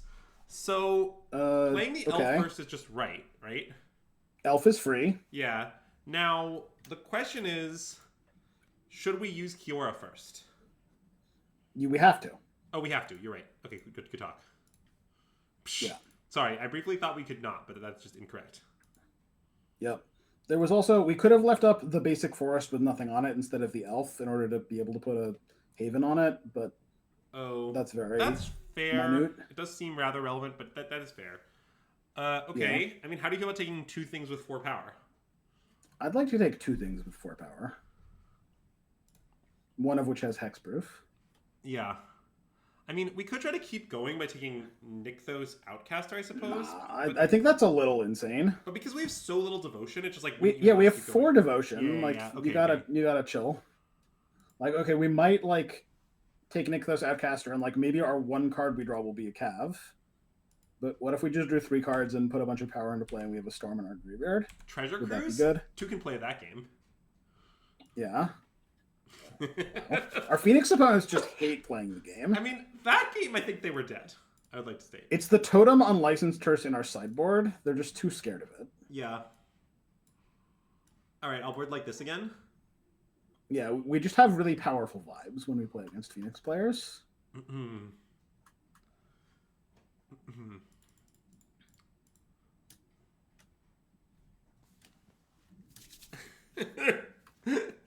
Yeah, that's true. It was the fact that we drew a first oath instead of a second oath that really sealed the deal.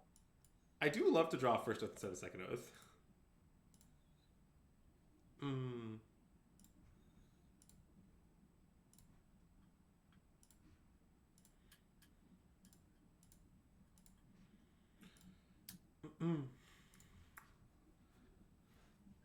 Wow, the nut draw? What I like about this hand is that it's good. Yeah, let's sneep.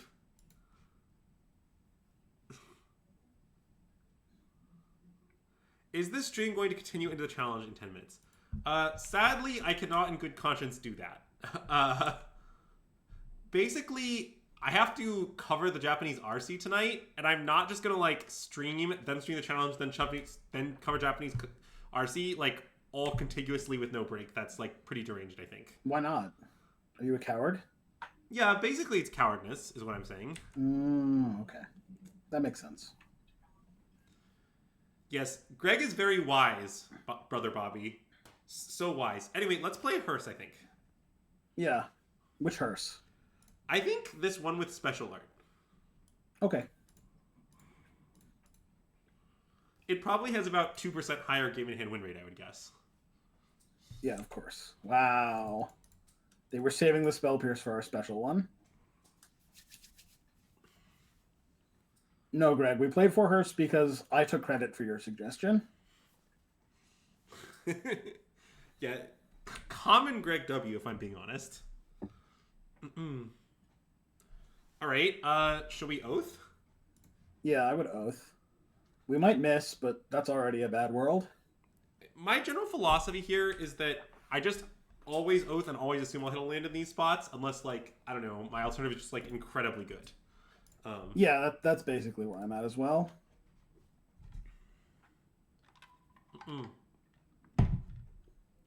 Don, the situation is that Greg is sick. He was, in fact, too sick to stream. So that's how we got here. I would go to their upkeep, but I think I would just eat Phoenix plus card here. Oh, main Phoenix plus card? Is that right? Well, upkeep Phoenix plus card. But wait. I want to discuss it, because I'm not sure that's right. Well, what if we let them untap and they just dove away 7 cards to Treasure Cruise? Well, yes, but what if... Okay, if I exile... I'm worried they're going to get back a Phoenix in another way if we do that. I guess that's pretty hard. It's not that easy for them to get a Phoenix and cast 3 spells. Like, they can pick, lock, mill a second Phoenix. But I think it's more realistic that they're just going to untap and Treasure Cruise, and we've gifted them 2 mana. They put Sleight of Hand in hand, so we don't know they have a pick lock. Okay, I guess we can just do it upkeep.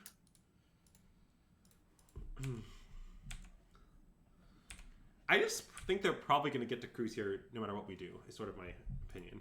Yeah, but at least they'll be tapped out. Yeah, okay. You should eat a spell, probably, for Fiery Impulse, but yeah, I'm going to eat Spell Pierce, at all. in fact. Yeah, wow, because it hurt us before. Revenge for the Hearst's brother. House, I would like to state that I'm working on green, and I think it has potential, but I'm definitely not, like, sold that it's good right now. So, I would say it's... House, it won 2 challenges. How bad can it be? So it seems like our opponent doesn't have Cruise in hand now. So maybe now I would be down to wait on the Hearst. Well, wait. What do you think we're casting for our turn? Are we plotting? I think we should plot on the grounds that, like, they're using their mana poorly. And this continues that. But I could imagine arguments for playing Kiora than this turn. Well, the argument is it gets to untap Hearst. Oh, holy shit. I didn't even think of that. Yeah, okay, slam Kiora. I think untapping Hearst is pretty relevant. Yeah, slam Kiora for sure. I was not... This was not on my radar at all. Now that you've mentioned it, definitely really pushes us towards slamming Kiora. Yeah. Do you want to play technically accurately if this resolves? I do. I was going to try it again. Oh, interesting. Okay. I don't know if we should top. I think probably we shouldn't. Yeah, I think we should bottom. Okay. And then, do you want me to just... So since we think they don't have Cruise, I should just pass the turn, right? That's the idea? Yeah, I think so. I think they had the ability to Cruise instead of holding up Gust, and we didn't have a super threatening turn lined up, so I think they don't have it. I think they don't either. Yeah.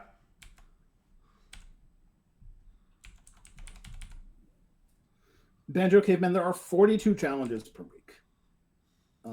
All but 10 of them are Friday through Sunday. House, you can cut one of the other 4 drops. I don't think the second oddity is necessary, but you're not like a bad person. I think it's fine to just cut Banjo Caveman, if they Aether Gusted our Kiora in response to us eating with Hearst, playing technically correctly would have been a boon. Yes.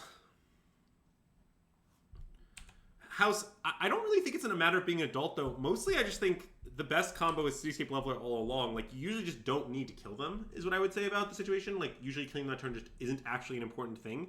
Like, the situation of you put every creature in your deck into play and then lose isn't really a situation. But... Yeah, I think it's, like, somewhat important. It's certainly important enough to play the first one because it's sort of free, but it's not, like, a huge deal. That said, I mean, my real opinion is Oddity's been kind of a decent fair card when I've drawn it, though. So if you want to play one with the Hulking Raptor, I'm not here to tell you you're wrong. It's pretty close. I'm certainly not confident. I hope you cut the second Oddity in every matchup when you have to sideboard.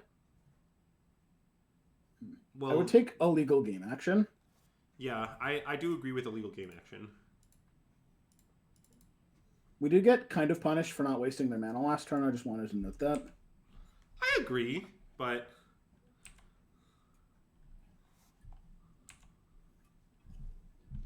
Yeah, I think it was reasonable.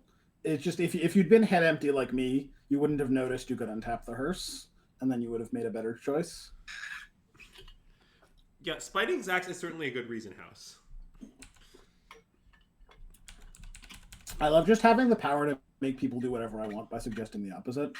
Yeah, it is true that they often say with great power comes great responsibility, and yet Azax is so responsible. Okay, sorry. Anyways, Do you want to eat with Ether Yard now? Oh, yeah, that's a great line. Okay. It's like slightly unhinged, but whatever. No, it seems right. Yeah. I mean, I can't really imagine it mattering, but it does seem correct. Yeah. Okay, I mean, do you want to play Trailblazer Troll? Yeah.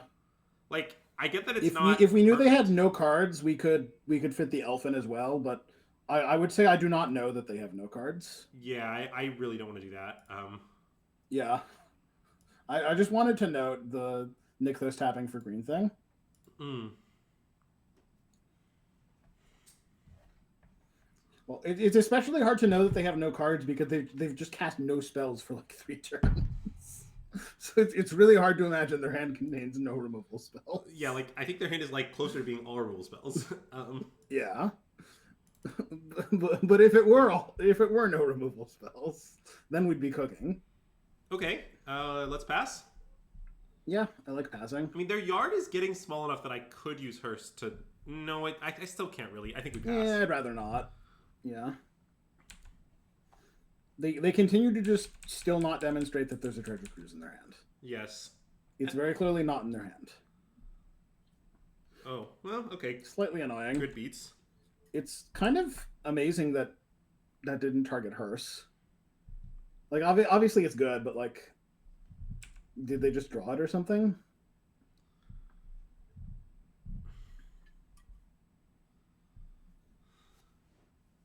Certainly no reason to eat now. Yeah. They're just going to have enough recruit. I mean, this is what I think usually happens. Like, if they get to a point where they're just like, have enough cards in their graveyard to always cast cruises, then I think you just always can slow your hearses. I don't think they boarded out all of their cruises and phoenixes. I mean, the phoenix's part is plausible. The hearse's part is crazy, I think. Yeah, you really cannot board out all of your cruises. Yeah. It's the best card in human history. Well, I'd like to continue taking legal game actions. Yeah, I do wish we had Kiora. I sort of think we're going to lose, but I don't know for sure. Yeah. At some point, we can maybe attack with the hearse. Yeah, we will need to get 2 power into play in order to do that. Yeah, the details. Yeah.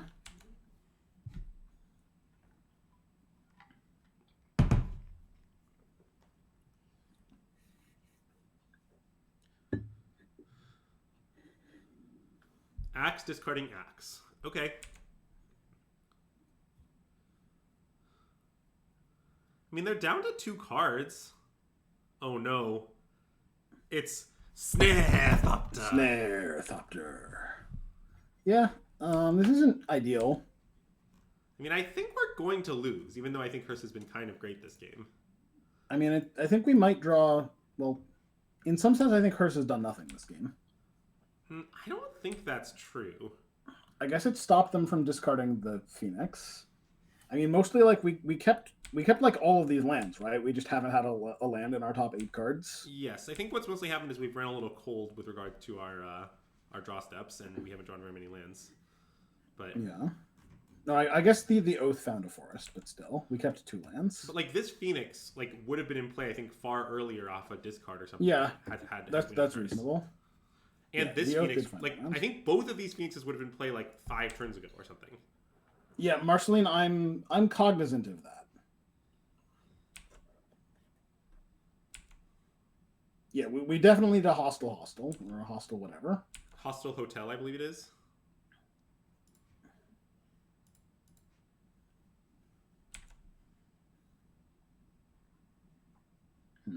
Well, I mean, I'm getting a little demoralized.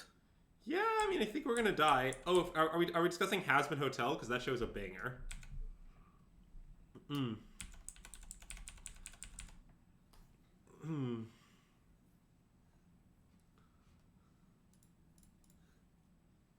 Would you say we possess outs? I'm not sure I would say that, but I'm not going to Hmm. concede. Bobby claims we could technically win. Now it seems harder. All right, they got us. Yeah, both teams fought hard. Well, I stand by I our think we sideboard. sideboarded perfectly. Yeah. Yeah. But see, this actually brings up a good question. Let's say you were house and you were playing two oddities. I'm not sure what card you would have out here. Yeah. Like, in all seriousness. Like, But he'd have to have something out in order to spite me. Yeah, because, like, Outcaster's pretty good. Like, this card's pretty good. Like, I just... Yeah, I definitely don't want to cut Wolfwillow Haven. I don't know what you would cut, like, out of all of these cards. Maybe the Fourth Storm, I guess? Yeah. I don't love it, but I guess that's what you could do. I'm not too sure. I don't... Sneepity dope. Should we keep this? This hand is pretty bad. I know. It's... Oh, man, it's pretty bad. Like, if this Storm were something cheaper... Yeah, okay, fine. Don't sneepity doop. I think I should just mulligan. Like... Yeah, just mulligan. Why so expensive? I was going to suggest bottom Wolfwillow, but that's sort of unhinged given that we're keeping a Storm. I think we should not bottom Wolfwillow. I think we should bottom either Storm or Troll. Yeah, I think second Troll probably looks good. Yeah, okay. So I'd like to bottom the Storm. Oh, you wait. Oh. Interesting.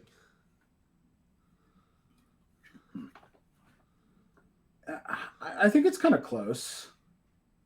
I sort of want to bottom Troll. Maybe that's crazy. Bobby, we didn't have it lined up. I guess we didn't have it rolled up. If we had a third land, we'd be having a different conversation. Yeah. Yeah, and the fact that the rest of the hand was so expensive, we're like, we need to draw like 2 lands basically. Yeah, I'm down to bottom the second Troll. I think I think it's probably right. valuable. Yeah, like, yeah. Mostly my opinion is that in the Troll beatdown games, those games usually involve an elf, and we just don't have an elf. And I just... Yeah, you're right. We are on the play, which is sort of like having an elf. It is somewhat like having an elf.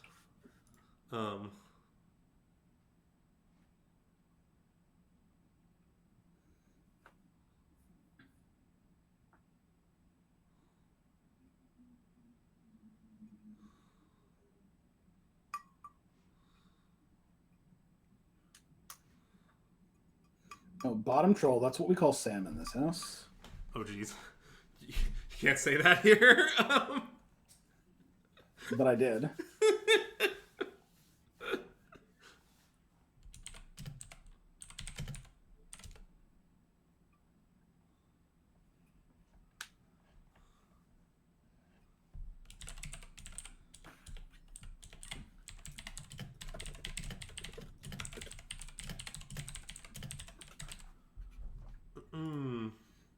One thing we haven't had occasion to bring up on the stream is that Sam convinced me to play a Miser's 1 leyline, and it's just a good number of leylines to have in your deck. Yeah, which I refuse to do on principle. Yeah, it's a decent principle.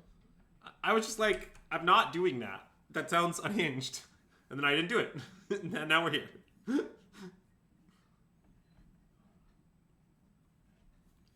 Did you know that the first copy of Leyline is the best? Dawn, you can call yourself a bottom troll. Notably, by this house, I meant that I literally live with Sam, and that's what we all call him.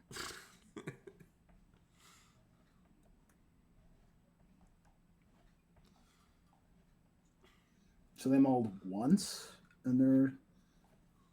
I mean, they took 2 minutes to start the match, so I'm not reading any specific thing into this pause. I mean, it certainly could mean they have Hearse.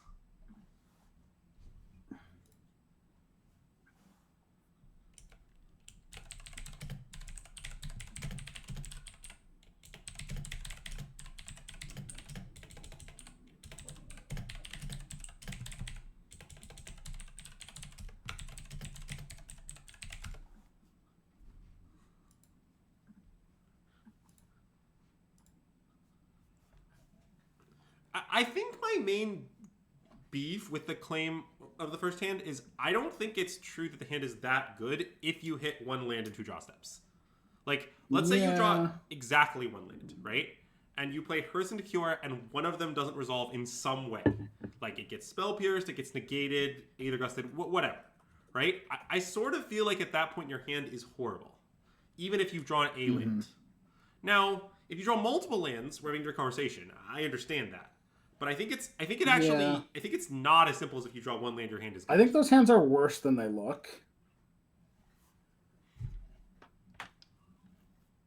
Yeah, this is what I look like. You might remember me from being on camera 10 years ago at Pro Tour of Tarkir. I was on camera a lot. Mm-hmm. Oh yeah, can a mod ban Jeffrey Silver from the chat? I don't know about all of that. I'm not banning people for just trolling us. Trolling us is like a core aspect. Oh, of course, but I think Alan could ban them. Yeah, well, that's true. Of course not you. Oh, Sarah, thank God. God damn it. All right, well, our opponent left to make a sandwich. They came back. What do you think their sandwich has in it for me? That's a good question. Maybe like ravioli. Wow, that's quite a meat. I think we should give them the connive.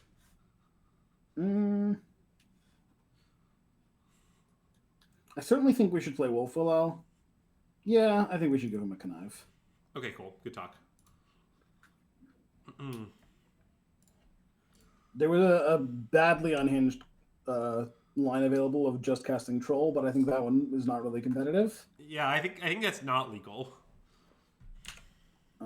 I do think casting only Wolf Willow was legal, but in the end I decided against it. Yeah, I that's just so anemic. I don't know.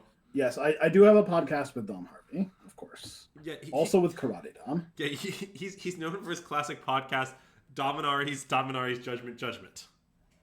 We need to actually make an episode of that one year. It's such a good idea.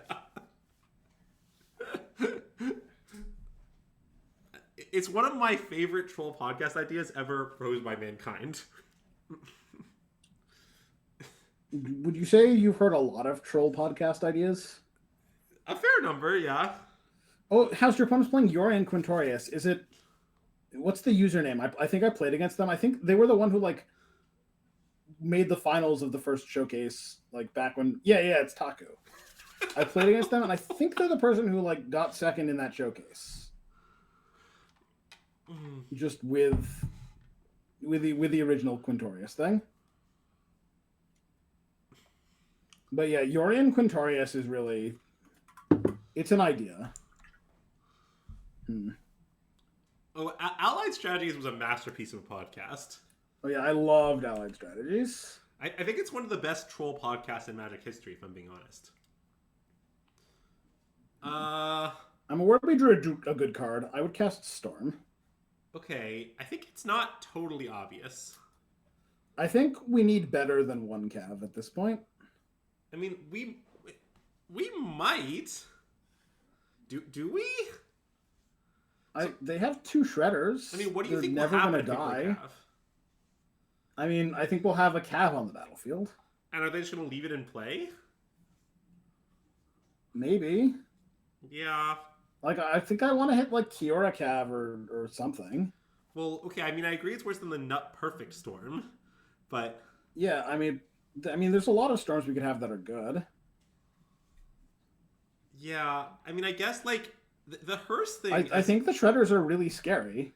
Well... Like, I think we're going to lose most long games, and I think the way to play a short game is to cast Storm.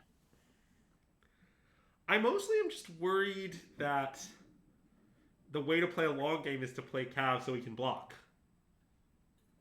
That's a reasonable call. I don't know, like, let's just, like, discuss the Storm for a minute here, okay? So, it is true that storming into Hearse is very good here. Yeah. Because we get to exile the Phoenix, as Greg points out in the chat. Yep. If our storm includes a Cav, we're happy. I guess, let me ask this question. If we storm and let's pretend that, like, you know, a deity informed us that there was no Cavaliers in our storm, right? Mm-hmm. Is that ever better than playing Cav? If that's true. It's sort of tough. I guess Kiora Nykthos is okay, although we would trigger the Shredders. Yeah. Okay, I think I'm into Storm. I mean, I'm a sort of pessimistic person by whatever, but I just don't think casting Cav is good enough. I don't think it's a winning play. Yeah, I mean, if they gust it, it's certainly a disaster. Okay, I think we should Storm. Okay. Let's see what happens. Disposition. That's the word I was looking for. Wow. Idiot.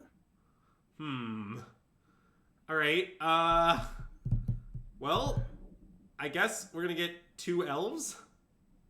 Yeah, I think that's right.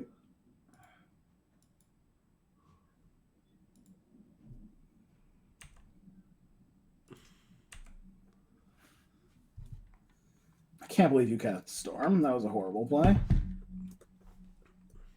Yeah, the thing about mono green is it's a bit like Charmeleon. See, if you want to know what it's a bit like, here's Charmeleon for reference. Anyways,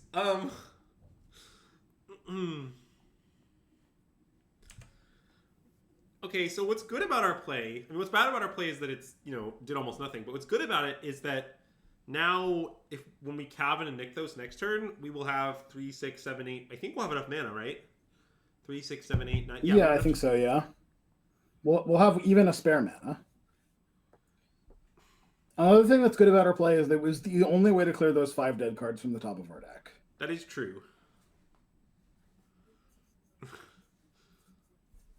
House, that was smart of you to defeat Yorion Quintorius. Did you know that you can Stonebrain Spark Double, and that's good against them? Oh my god. Yeah, I do think we don't really not discuss Stonebraining Spark Double enough on the stream.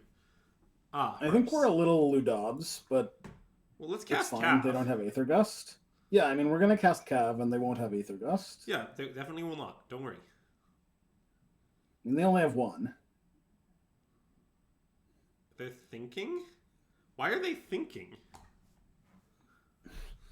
They're like, I could gust this, but maybe I could also beat it. Nobody plays Disdainful Stroke. I'm not worried about that one. I would put that on top of my library, but also... Well, I think we should put it on top, attack for 6 and pass. Yeah, I agree. I see no flaws in this plan.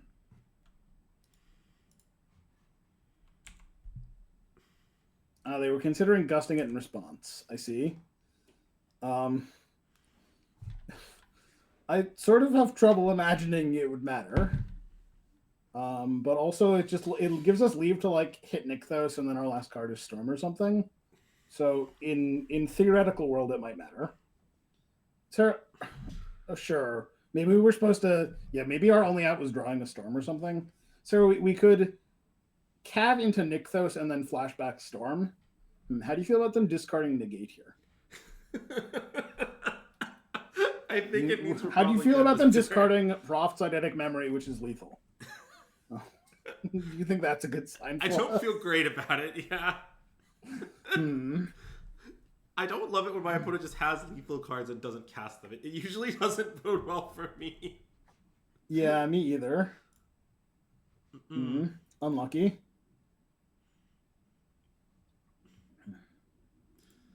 All right, well, okay. A total of still, we still have a winning record against Phoenix in games on this stream. So, Of course. Yeah, that's all that really matters. Well, I do think... I think it's like a 60-40 matchup. Yeah.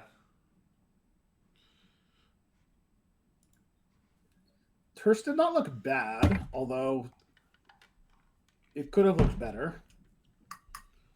I'm willing to continue entertaining Hearst. I mean, I think Hearst has generally looked good. I'm open to having Hearst plus trying to supplement it with some sort of reach creature, but given that we don't like Elder Gargaroth, I sort of don't know what that creature could possibly be. Yeah. because I would also say I'm at the point where I can't think of good reach creatures to play against Phoenix. yeah, like I don't know, we could play the dinosaur. Marceline, the problem with Garg is that it doesn't have haste or an ETB, and it can just die. I would sneep this hand. Well, Bobby, part of the problem is okay. Garg just like my thought was just like Garg just always underperformed against Phoenix. It looked okay against like Slickshot Show Off, but I didn't come here to try to beat Slickshot Show Off. I came here to try to beat Phoenix. Yes. I mean, what I would say about the Phoenix matchup is pretty simple, right? Since the old days when I thought the matchup was very close, we have lost Karn and gained Outcaster, which I think is in some matchups maybe even upside, but against Phoenix is definitely downside, right? Whoa! Sorry. That's not what I want to do. And Phoenix has upgraded in multiple different ways since then against us. So the way I feel is like if our deck has gotten worse against them and their deck has gotten better just like generically, then the matchup has to be worse than it used to be, and I used to think it was even. Now, maybe gaining Hearse as a sideboard card, which we didn't have before, is worth enough that we can get it back close to even, but we're definitely fighting for it to be even. We're not like fighting for it to be ahead, is what I would say about the situation. Yeah.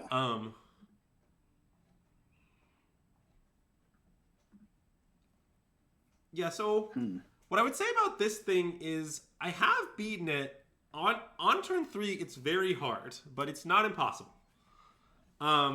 Yeah, I mean, I certainly like our chances. I'm not sure I would bet on us, but they exist.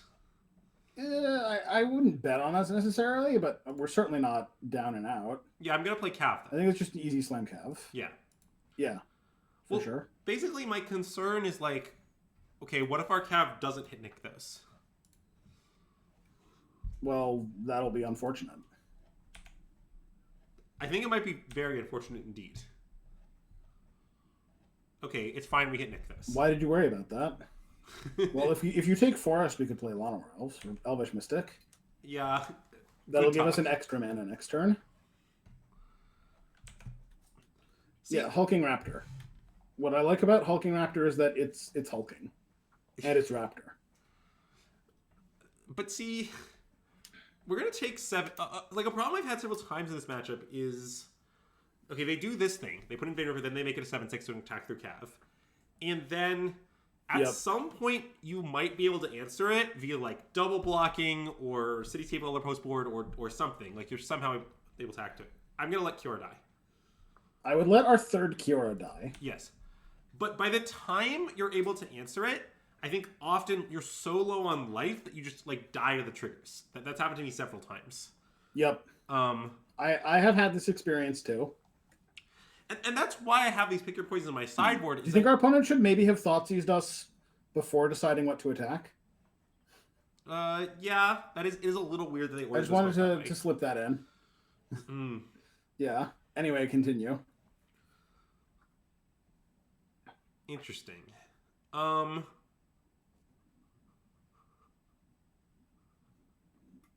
Okay. I think we'd start by playing Elf and using Nykthos, right? Yeah, so we could start with Invasion first, but so if we Elf Nykthos up to 6, so it's tapping for 4, throw it down to 3, it taps for 5. We're not quite at Flashback Storm, but we don't need to be. Yes. Yeah, I would just start on Elf, I guess. I think we should start Elf. I mean, I know that we're probably going to Invasion at some point this turn, but I still think this is right. Yeah.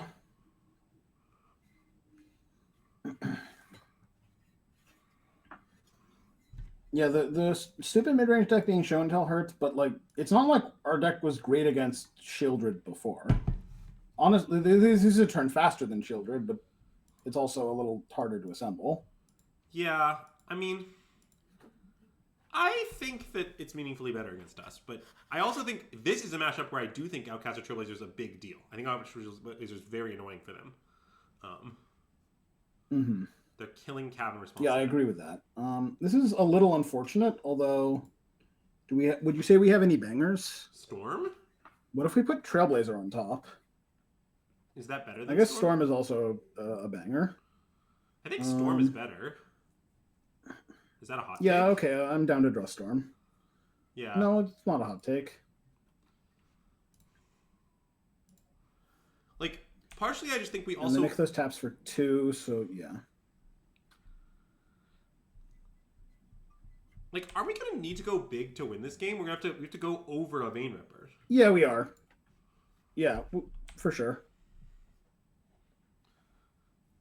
Okay, and I'm going to untap Nixos. Yeah, untap Nixos and play the Raptor, and then we'll draw Storm and play Invasion. Well, wait. So... Can't I play Invasion then use Nixos? No, we're allowed to cast Invasion this turn. We're about to draw a card. We know our top card is Storm the Vestal. Oh, I see. I think we should tap Nixos for 2 mana and cast Hulking Raptor. Okay, I see your point. And then we'll have 2 mana left over. Yeah. This is the right ordering. You're right. My bad. We can do it all. Yeah. We're drawing the Storm first. I somehow thought we couldn't also cast Evasion if we did this way, but that's untrue. My bad.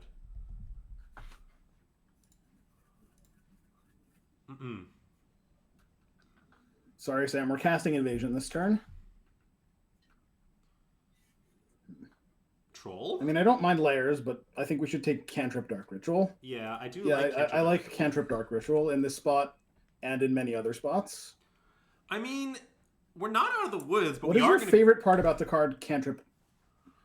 Yeah, I think we're in a pretty... I think we might be favorites, honestly. At this point, we might be, yeah. I think we weren't before. Well, I'm not sure our opponent should have... Yeah.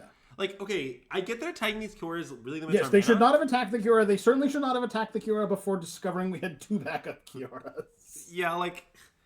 I think our opponent's underrating the line of just killing us. I mean, I get that the Kiora in play gives a lot more mana. I understand that, but just, like... Us being dead is very good for them. Yeah. Yeah, exactly. If we die, we can't use any of our mana. Yes. They don't tell you that in Dead School. What would you say is your favorite part of the card Cantrip Dark Ritual? I really like the ritual part. I'm a little partial to the Cantrip part, but I understand where you're coming from. What's your favorite part of Cantrip Dark Ritual? Oh, God. All right, so this turn, we just start with Kiora, right? Yeah, so I want to start with Kiora. It is conceivable that you should tap Nixos the second Kiora resolves. Well, and I then kind of untap wanted to it with commit to Kiora. playing our Forest, and then we can just go Kiora and Troll. Well, I'm a little worried the Kiora might die. Oh. We've already seen a Bitter Triumph, and it's weird that they cast no spells. It costs us some mana. Yeah. But it doesn't cost us it doesn't cost us enough mana to stop us from doing some stuff. Okay. It's possible we need to go so big that we need the extra mana, but like I think they just have it. Yeah. Well, okay. One line we could take if you think they're going to kill Kiora is to just play Old Growth Troll first. That's also plausible, yeah. Wait, that might be right. So we have, but then it's not Cantrip Dark Ritual. So we have, but it's not going to be 5 devotion now. We go up to 8. Yeah, we go up to 8 devotion with Kiora. We go up to 8 devotion, then we play Kiora. We have 9 devotion, taps for 7. We've like, yeah, I think, yeah, Sam is right that we need card draw, but. Well, I just think it's a So if question we of do play you think Troll they have... first, we go down to. So we have 8 devotion. We have virtual 10 mana plus a land drop. We go Kiora down to 7 up to 14. We should be able to storm. I think we should just play the Troll first. Marceline, what do you think is their hand? If they, I guess if they had redundant Sarns, they might not have played one because they were going to attack Kiora. I mean, so what I like about playing the Troll is that we'll have 8 mana left after our first storm, so we'll probably be able to restorm. But it's true we need like a lot. If they had Fatal Push, they would cast it. We have elves in play that are tapping for 2. Yeah. Yeah, they certainly don't have Vein Ripper and Soren, but they could have just Sorens. The dinosaur is famously hard to kill. They might have fatal pushes that they aren't spending, but that's a little weird. That seems deranged, but maybe. Yeah. I kind of think they have it too just because what the hell is their hand? But they only have like Yeah. two of the card. I mean, the chat is right about that.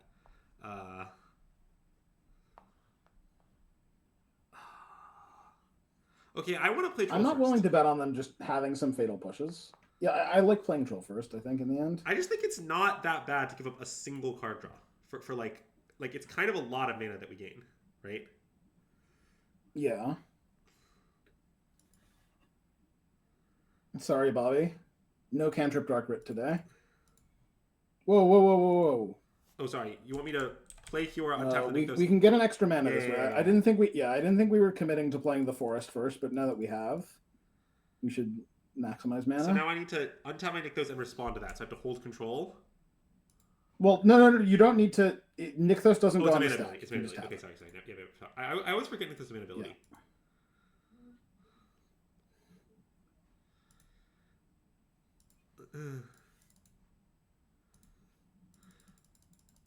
Yeah, now we can at least Starman flashback with 2 floating. Okay. All right. Well, Elf Forest. Charmeleon. Yeah, Elf Forest.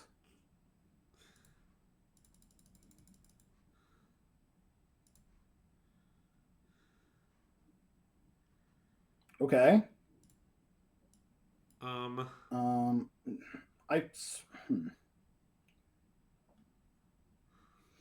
I mean, I think you should take Cav Oddity because it draws cards. Yeah, I think so. You could take Nykthos Oddity and hope to kill them, but 1, I haven't actually done the math, and 2, I'm not super optimistic. No, they're very alive. It's nowhere near enough. We should They do this too. Yeah.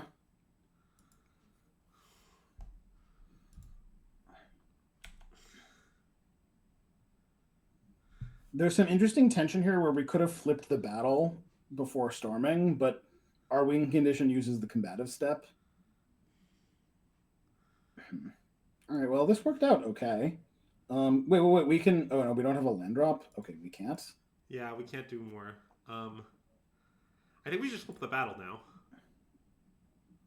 Well, we can flip both. We can attack both. Yeah, like kill Soren and hold the battle. There is a question of what to... Yeah, kill Soren, hit the battle. There's a slight question of which one to prioritize. I think Soren is... Because it doesn't really matter. I'm not sure. Yeah, I think we should kill Soren as well. Okay, let's do that. Yeah. Mm-mm. So Raptor at Soren and Oddity at battle? Yes.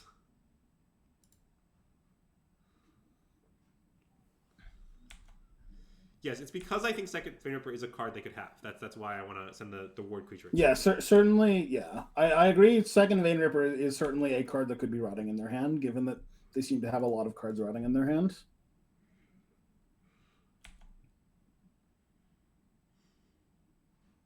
Oh, that's a good draw. Wow. Let's pass.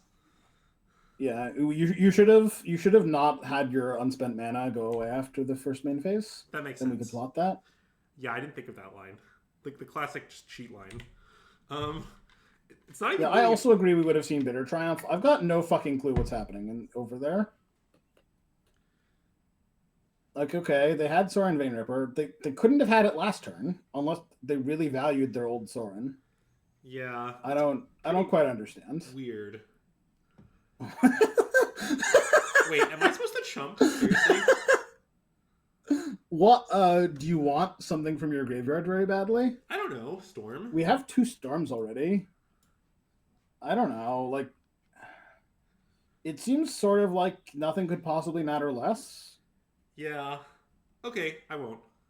Like, they're sort of dead. Yeah, you're right. In ways that might not be fixable. Well, they might have a boo. Okay, they cannot fatal push our Oddity. As long as you make sure not to give them Revolt, it seems sort of hard to lose. Yeah, I'll just also take don't some game deck. actions. That would be another way to lose. Yeah. Yes, the Kyoras have gained us 22 life. One interesting fact about our life total is that it's currently less than 22. That is an interesting fact. Okay, I guess I always can you yield? Yeah. Thank you. Yeah. What an unhinged line of text. It's anyone's game now. Yeah, it really should be once a turn. I don't really know why it isn't. Well, it's so that you can keep responding if they try to kill it in response. Yeah. But it's really unpleasant, for sure. That doesn't seem like a reason, so I'll use Nykthos now. Yeah, Nykthos seems fine. I mean, they're definitely just dead this turn, but it's going to take a lot of game actions first. Yeah, it is difficult for them to imagine killing the Vein Ripper for one, or killing the Oddity for 1 mana. I would like to state that despite the fact that we're going to win it, I think this game is an argument in favor of pick your poison. That's reasonable. I mean, I just think if our opponent had made more or less any reasonable set of decisions, we would have lost. But we certainly would have been a lot closer to losing, yeah?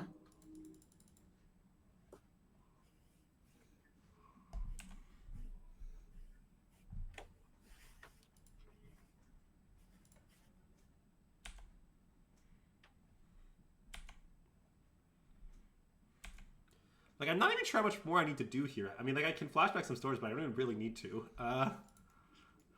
Yeah, it seems fine to just flip your Oddity.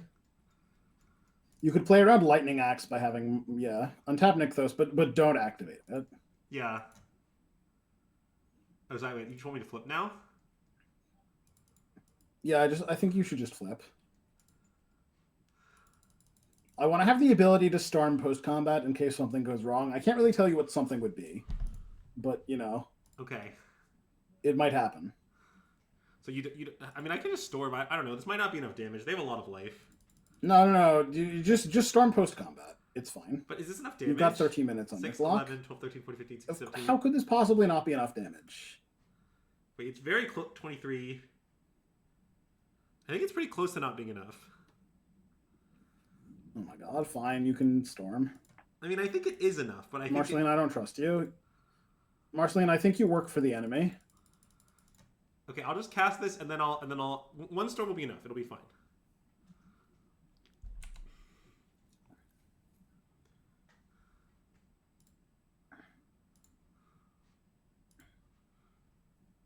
All right. I'm good now. Yeah, I think we're good.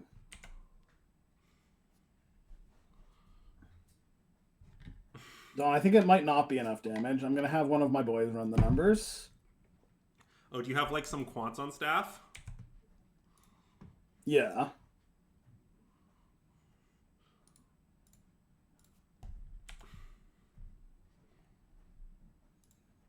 Oh no, what if we die to the Vein Ripper triggers?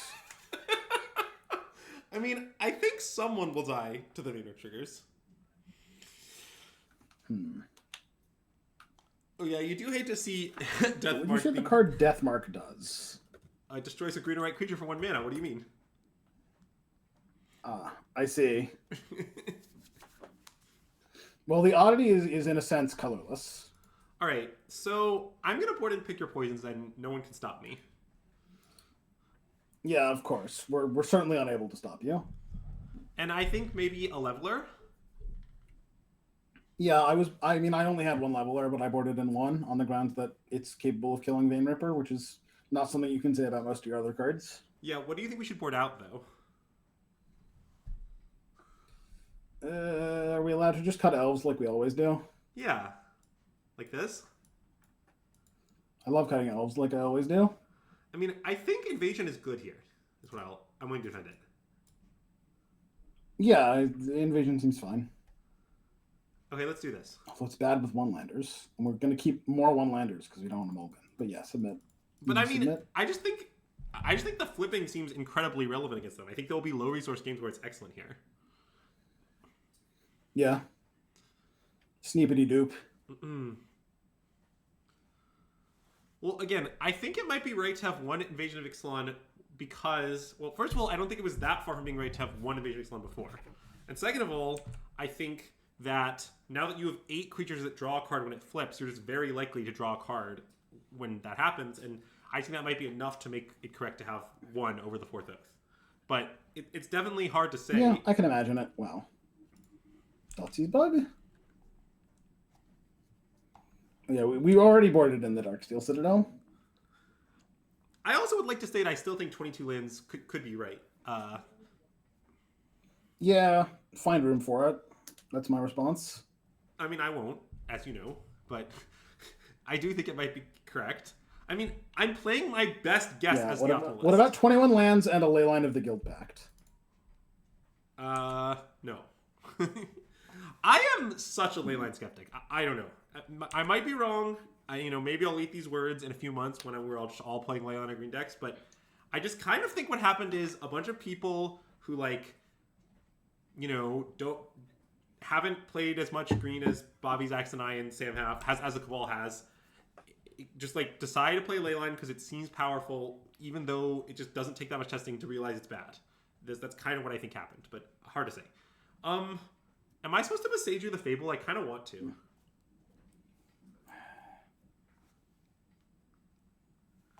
It's not great, but I guess the Kira lives. Yeah, I don't really know why you don't want to. I was also thinking about what land to play. Oh, I want to play Forest. Yeah, I think there's a lot of arguments in favor of Forest. If you get Go Blank, you might have Egg on your face, but you also might not. No, I'm going to discard Cav Besage You. Well, you're not going to discard Besage You. I see. You're right. I guess Egg will be on my face. Can you do it on their draw step, like an adult? Fine. I mean, it couldn't matter less. I didn't realize this was a non-adult stream. Well, it could matter less. No, I mean, their 4 cards are not all of their lands with basic land types. They have more than 4 in their deck. There's no chance they miss. No, yeah, but they might draw. I don't want to thin them before they draw. That's fair.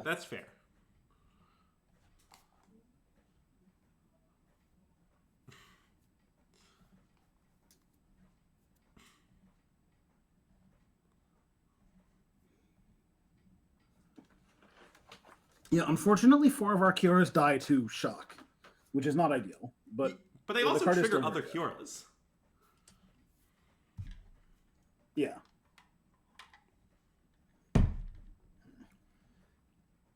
Why did we bother cutting them off from the Fable Loots if they're just going to put in Vein Ripper anyway? Well, they didn't. Nice. Oh, but our thing died. Yeah, so you might say that we let them do this by doing this, but honestly, if they had Sorin, they could have just thrown the Mutavault at our Kiora anyway, and they also might have fabled into the Vein Ripper. So I kind of think it was very correct.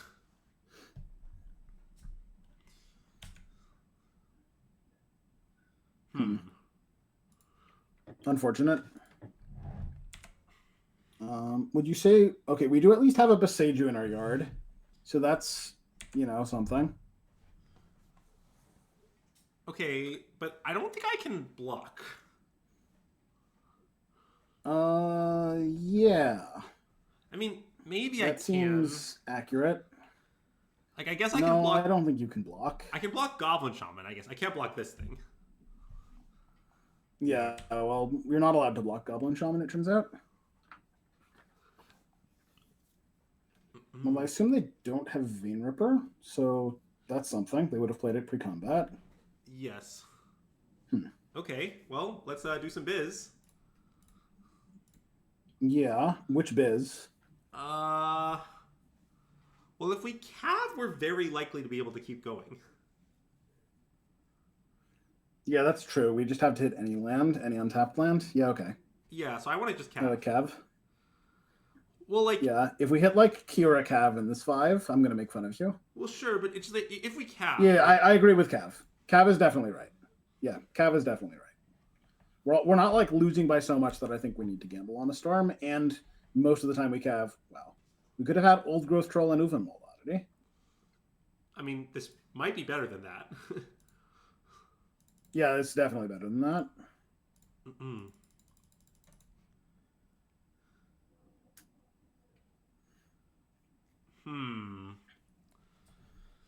think I would take Hulking Raptor and probably Wolfwillow Haven. Yeah, I like Wolf Haven.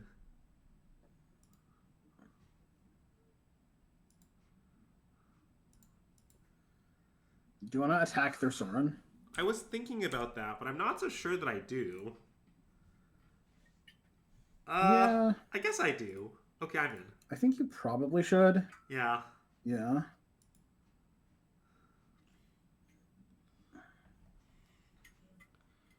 We sort of can't give him free reign of the house forever.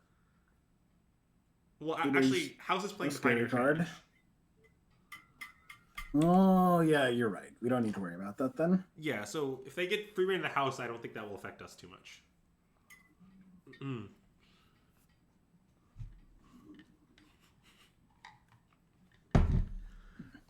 I'm not sure if our stream with me and Zax has too much nonsense or too much strategy.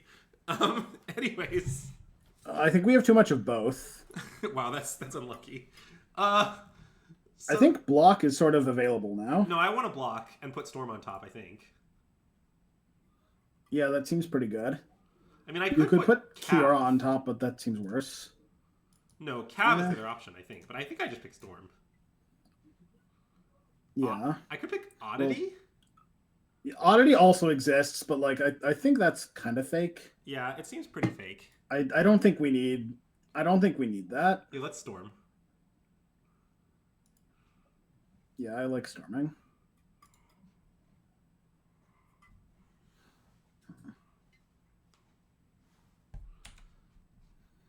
We could even... I think it's hinged to not tap Nykthos before we storm. Oh, I was about to discuss There's only this. one Nykthos left in our deck.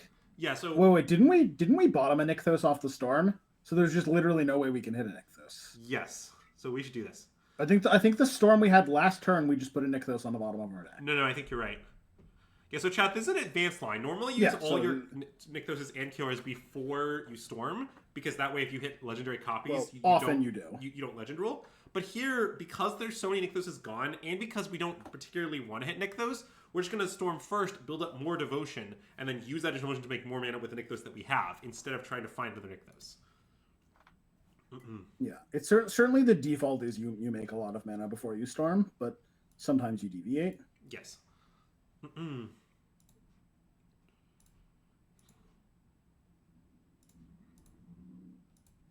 All right, flashback. Yeah, flashback. I'd like to draw some cards. Well, we're not drawing any cards. Yeah, seems pretty clear. Yep. And I think attack Soren again. With both? With both was my intention, yeah? Yeah. Okay, I'm in. Yeah, we sorted out all of our Kioras.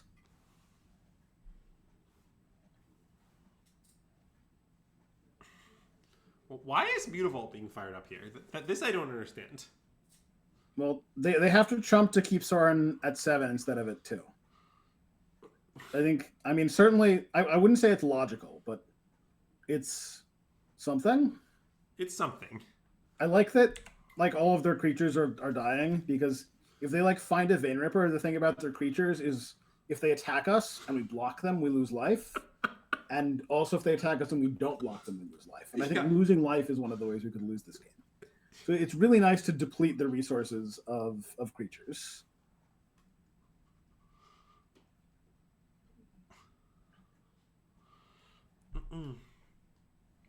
What I like now is that our opponent has no biz.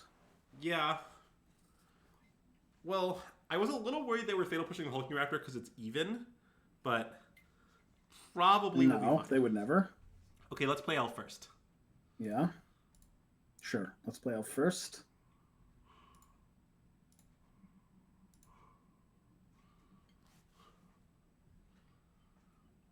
Any things that draw cards?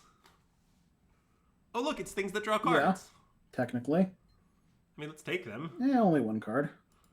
I've drawn more cards in my day. That seems unlikely.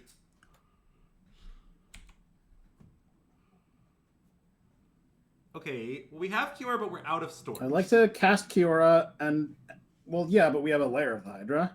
but I don't The have it. poor man stormed the festival. Well, I can't. That doesn't. Oh no, the mana I make. Yes, you do. Nice, and it works. Yeah, it's Outcast or Trailblazer. Yeah. Common Outcast or Trailblazer W. Yeah.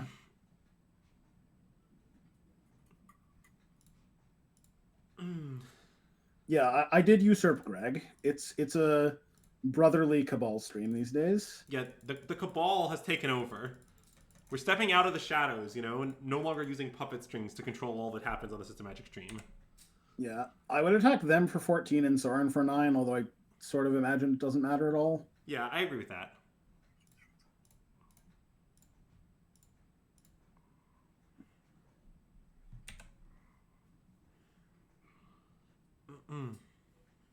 Where did all our opponents' cards go? Well, some of them were chump blocked away, to be fair. Yeah. Ooh, a Damping Sphere. I hope they can get that back with Takenuma. Wait, Dom, aren't you an OTJ Limited Specialist? That was my understanding. What did they get? Like Preacher because it has Death Touch or something? I don't know. I'm too okay, lazy to deal. look.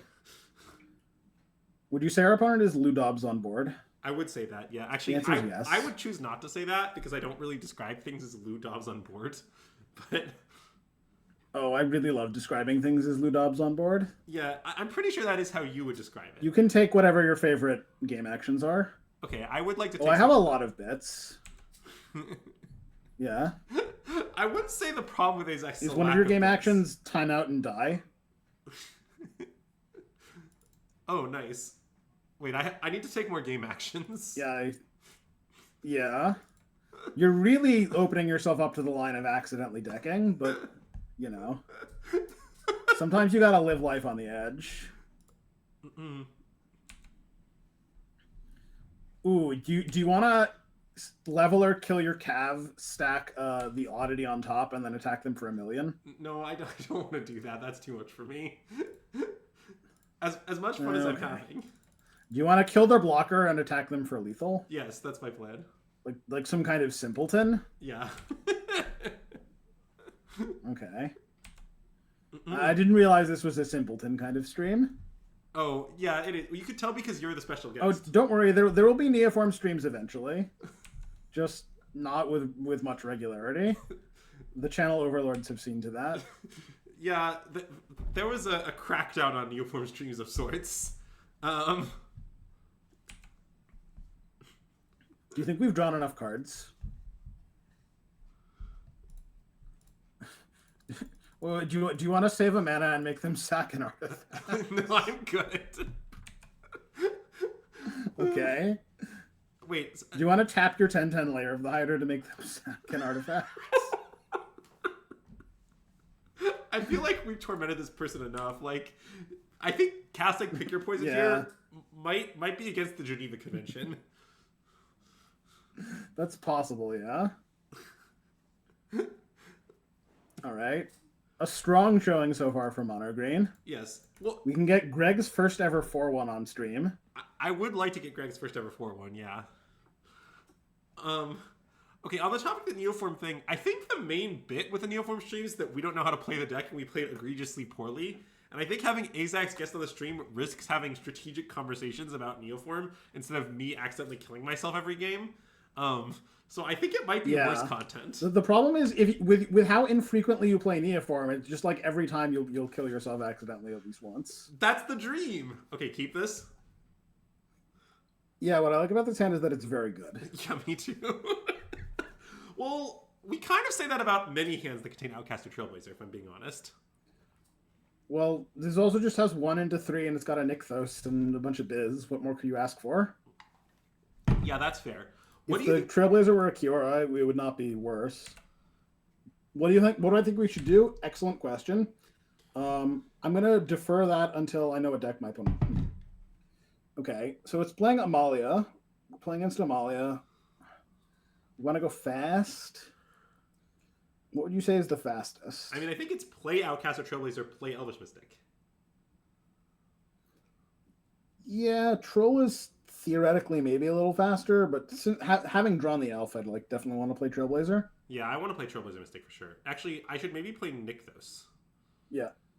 I think you shouldn't for Boseiju purposes. Okay, that's a good but reason. It's pretty minor. Yeah. Like we're not likely to play. We're not likely to tap Nykthos for a ton of mana next turn, and if we do, we won't tap 2 Nykthoses next turn. So I think it's fine.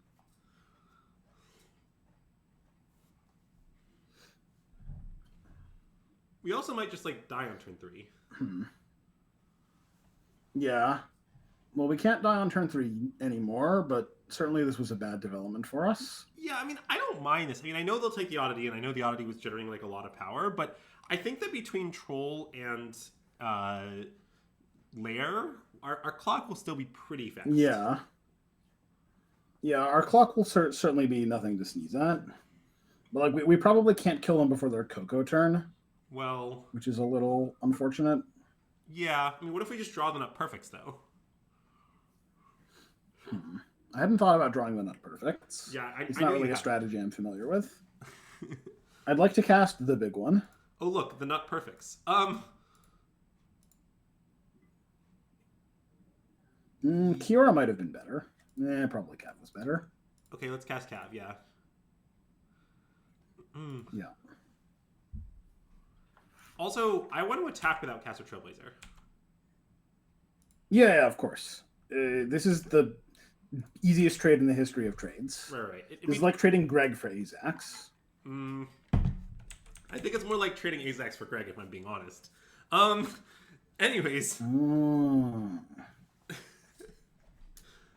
I mean, I don't think we're going to win this game, but I think we have a shot.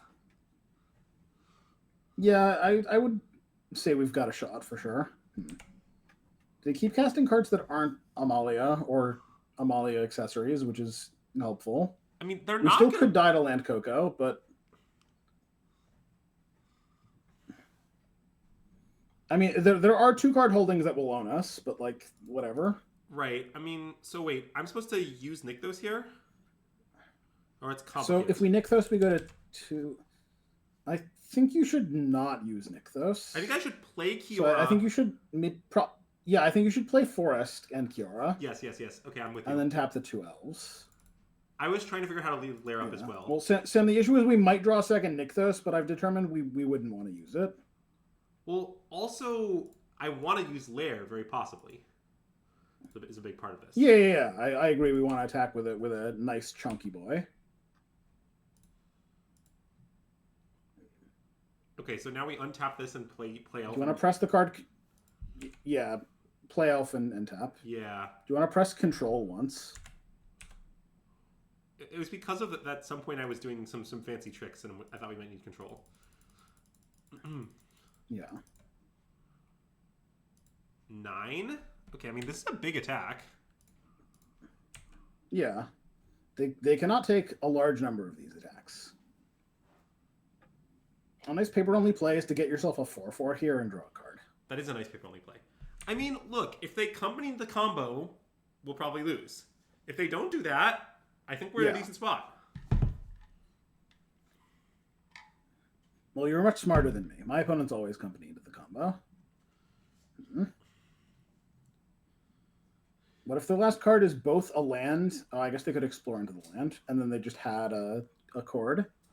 Well, it seems like they didn't. Can we really beat multiple Soul Wardens? Yes. Currently, we can certainly beat multiple Soul Wardens. Ooh. No stuff. All right. Well, they've only got like 10 outs, so we're probably fine. I mean, I think we might be above 50% to win this spot. I'm not saying we're like 80%. I'd like to cast Free Ponder. Notably, Invasion would be better here.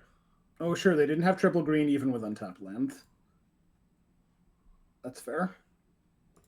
Okay, let's play this. Maybe we'll draw the second Oddity and win. Yeah, I would do this. And really hope to draw the second Oddity. Or just draw Storm. I mean, I don't know. Oh. I see. Okay, let's re-oath. Yeah, I mean, I would keep doing it. I don't... Yeah, re-oath is fine. Well, I'm not sure this really increases our win percentage. Is sort of the issue. Yeah, that's fair, I guess. Cav, sure. Yeah, Cav. Like, suppose they combo next turn. Is it the case that we wanted like more biz lying in our yards that we can rebuild? Right, like our win condition is going to be we attack them for 100 because they'll have gained 100 life, roughly. That's fair. So like I think a hinged line here is activate layer for their life total, and attack with everything we currently control. But like maybe playing more things just doesn't help. No, I don't think you're right Oh there. no, I guess her. Wait, well, hold on. We'll die to Amalia because the Amalia isn't summoning sick. Yes. So we so the actual line would be have a layer to block with, but that's pretty anemic. No, but Azax, I just think you're not like. I am worried that we will not certainly kill them next turn as of now. Like I think we just won't. Yeah, I understand. So I'm thinking like, is there some like? Well, hold on. I don't think. I think you have basically infinite mana. I think I wouldn't want to tap the elves. Oh, okay. So you want to I might be attacking with the elves. Is sort of. Sure. We can use this. Yeah, I might attack with the elves. Is just my concern. Yeah, I'll make those. Yeah, okay. That's fine. But just like basically, we need to get enough power into play that they are 100% dead next turn, no matter what. Yeah. That's my priority. I understand. Yep. Totally reasonable. So wait, do you want me to take forest here to like build up lands? Well, yeah, I guess taking forest is hinged.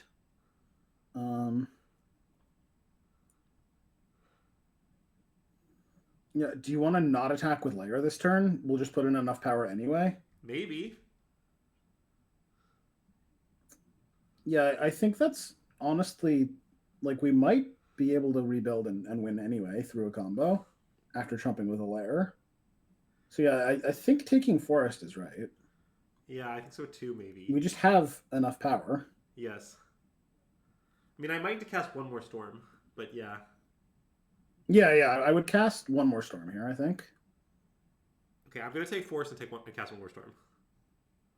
Yeah, I think that's right. It's definitely a little deranged what I'm doing here. Okay. What, you don't want to do that? Yeah. Oh, sorry. I guess. I wasn't sure we were supposed to untap. It seems. Yeah, it's fine. It seems irrelevant to me. Yeah, it's sort of irrelevant. I like putting old growth trolls into play. Yes.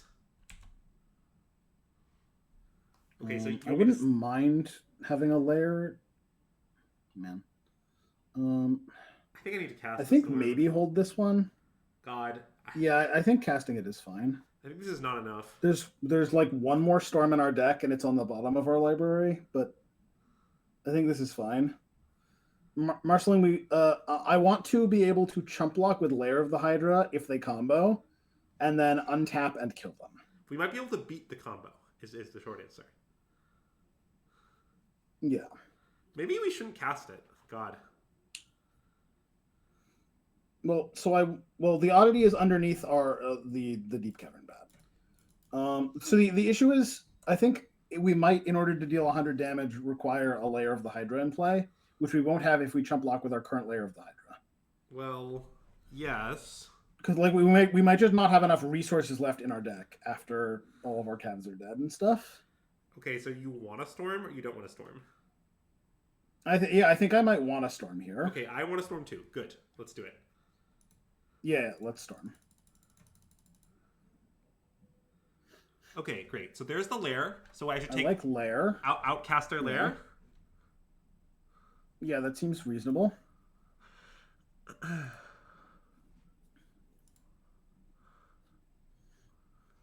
And I also think this is probably enough stuff that we. No, I'm not gonna tell you what the candle sponsor is. Yeah, I think we can stop now. Yeah, so this turn we attack them. They chump. They take. Yeah, I think they'll be dead next turn. They seem sort of dead. Yes. Okay. I think we can not play the Hulking Raptor then. Right? Yeah, I think that's right. Okay. Yeah. And I know we're doing all this weird stuff in this game, but I think the weird stuff might be right. So I want to send everyone. Yeah. Yeah, I like sending everyone. These elves have done their duty. If Amalia eats an elf, that's acceptable. And if it trades with a Soul Warden, that's incredible. Yeah, so, okay, they go to 3.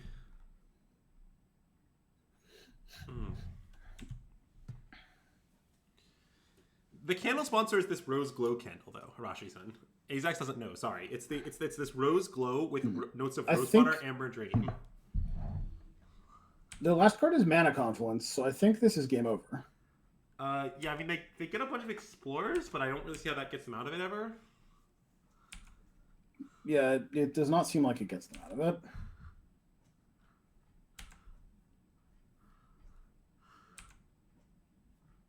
Sure, they could draw the cycling land. That's true. They could, like, draw Takanuma. Maybe they have the cycling land, because... Oh, sure. Cycling land or Takanuma, yeah. Alright. I still believe in the Stone Brain plan. Yeah, we did not put the Stone Brain in our sideboard as a 4 of, to not board it in here. I like cutting Hulking Raptor.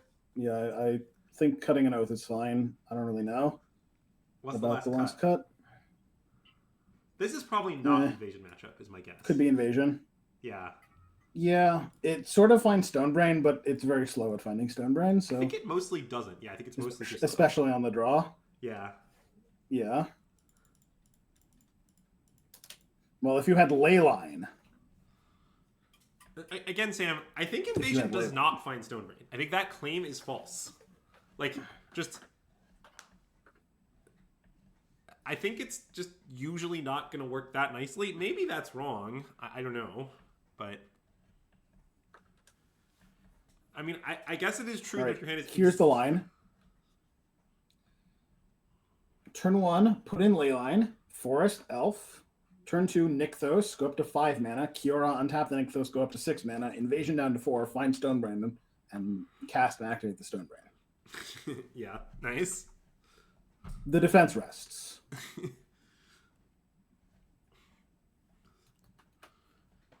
Okay, well, I think this hand's a clear mulligan.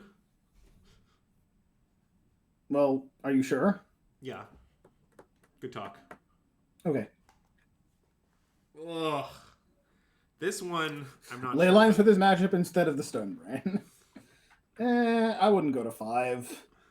Yeah. I would just keep in bottom Beseju and, live my life honorably according to my own values. Would you bottom Beseju?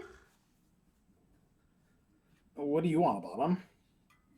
Forest. Okay, that doesn't really make sense. Let's bottom Beseju. Yeah. Can you name a card you'd like to Beseju in the opponent's deck? Aether Flux Reservoir. Ah, yes. Aether Flux Reservoir. A card comfortably answered by Beseju. I mean, you asked, I answered, Uh-huh.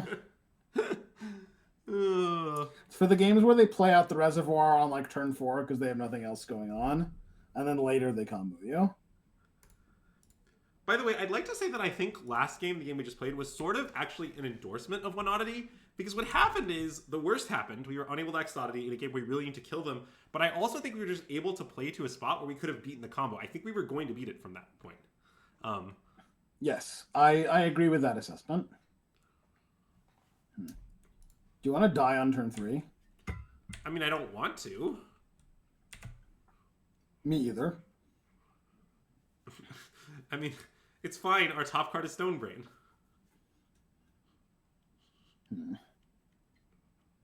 I hadn't thought about that. Yeah, I thought not. I have some concerns. I mean, I think if we draw Stone Brain and hit Amalia here, we're fine. The games you lose to their fair beatdowns always involve the card Amalia. If you can Stone Brain Amalia instead of... yeah, because Amalia is enormous. Yes. Yeah. But now we're going to die. I do have concerns, though. Well, yeah, now we're dead. Yeah. I mean, we're just dead to their hand having a we are theoretically alive. We're not going to beat the combo. We're theoretically alive. What do you mean we're theoretically alive? Well, no. So, our opponent Amalia's us. They don't find Reservoir. Okay. We draw an Old Growth Troll. Okay. Bada bing, bada boom. Are you familiar with Bada bing, bada boom? Even if we whiff on Old Growth Troll, we have the powerful line of make a wolf to chump block. Really? I honestly just can't imagine losing. I don't know why you think we're in a bad spot.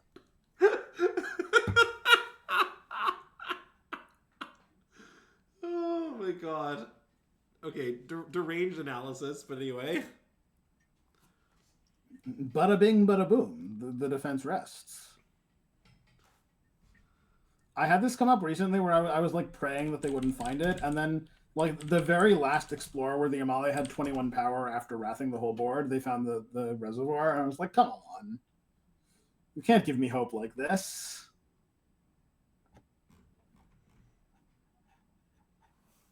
Hmm.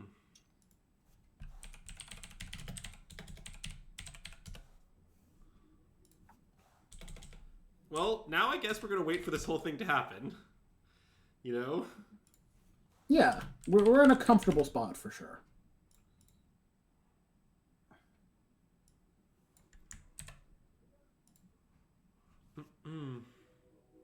A comfortable spot.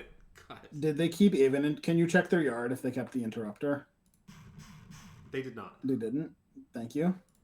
So we definitely don't know that they have reservoir, for whatever that's worth. Yeah. This is like a base theorem thing. They're not especially likely to have reservoir, even though we have the evidence that they went through half their deck and didn't see it. Okay, I want to cast Outcast. I think you should play the Trailblazer. Yeah. Yeah.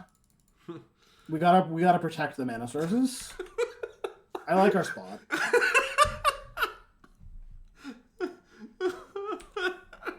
I'll make red mana for the Tybalts we discussed. Yeah. Miniature Catfish, I would say we're winning. I think it's anyone's game. The advantage bar is right in the middle, you know? Oh no, get unlucky. Lost. Okay, well that, I mean, that really swung the advantage bar, before that. Yeah, I mean, we couldn't get lost, and now we're lost. Mm-mm. No one could have prepared for get lost. Alright, I think on the draw, maybe our deck is perfect. Swap this back? Yeah, sure. I'm down for this. It makes some sense. Totally fine. Mm-mm. Yeah. What if this fourth Stone Brain were Leyline? Yeah, I also hate when the opponent top decks like that. Oh, I want to keep this. I mean, I think this is a keep. It's not great. But... yeah, it's certainly not great. I mean, I basically this is going to be a classic Necromentia game where we take off 2 turns to Necromentia and then die to, like, random beats, but, whatever. Well, okay, here's what I would say, right? I think if our opponent does not play Amalia Bedalia on 2, this hand will be good enough. Oh, wait. Yeah, we should play Haven, right? Yes. I mean, I know that exposes to deep cavern ban stuff, but I think we should still do it. Yeah. Yeah, I think we should still do it, too. The upside is too big, and also, if they do that, like if their turn 2 is deep cavern bat, take Stonebrain, go, I think we'll... Wait, hold on. No, I think this was wrong. We could have still Havened next turn. Right? Oh, I guess that's true. I guess this is like maybe better because we didn't waste our mana, but it's also maybe worse. I think now we should just brain Wild Growth Walker. Oh, definitely, yes. But this is the scary situation. When they have turn 2 Amalia, I think those are the games it's possible to lose to no combo Amalia. Yeah. I still think we are favored from this situation, but it's not like over. Yeah, I like our spot for sure. Our hand is decent. Okay, we can take a brief look at their deck. They have a lot of Aven Interrupters. They have 3. Yeah. I mean, we saw them mill 2 last game. They have 3 Aven Interrupters, 3 Thoughtseizes, and like 2 Skyclaves, and 2 Get Losts. Okay, just keep that in mind. Yeah. Their hand is Deep Cavern Bat, Amalia, Prospect Keeper. Their hand certainly has ways to gain life. We gotta get something started relatively quickly, but we have something. I don't hate our spot. Yeah. Yeah. We might be losing one of our somethings, but, details. I assume they're going to take our Cav. That seems very plausible, yes. Sam, I do not understand why our opponent has as many Aven Interrupters as they do. I'm just going to level with you. I don't understand it. It is not good against Storm Flashback, right? No. I assume that just because it gets exiled, but like that like works with the flashback because the flashback like it just lets it get exiled to the interrupter, not exiled to being flashed back. Yeah, let me explain what you said in a way a human could understand.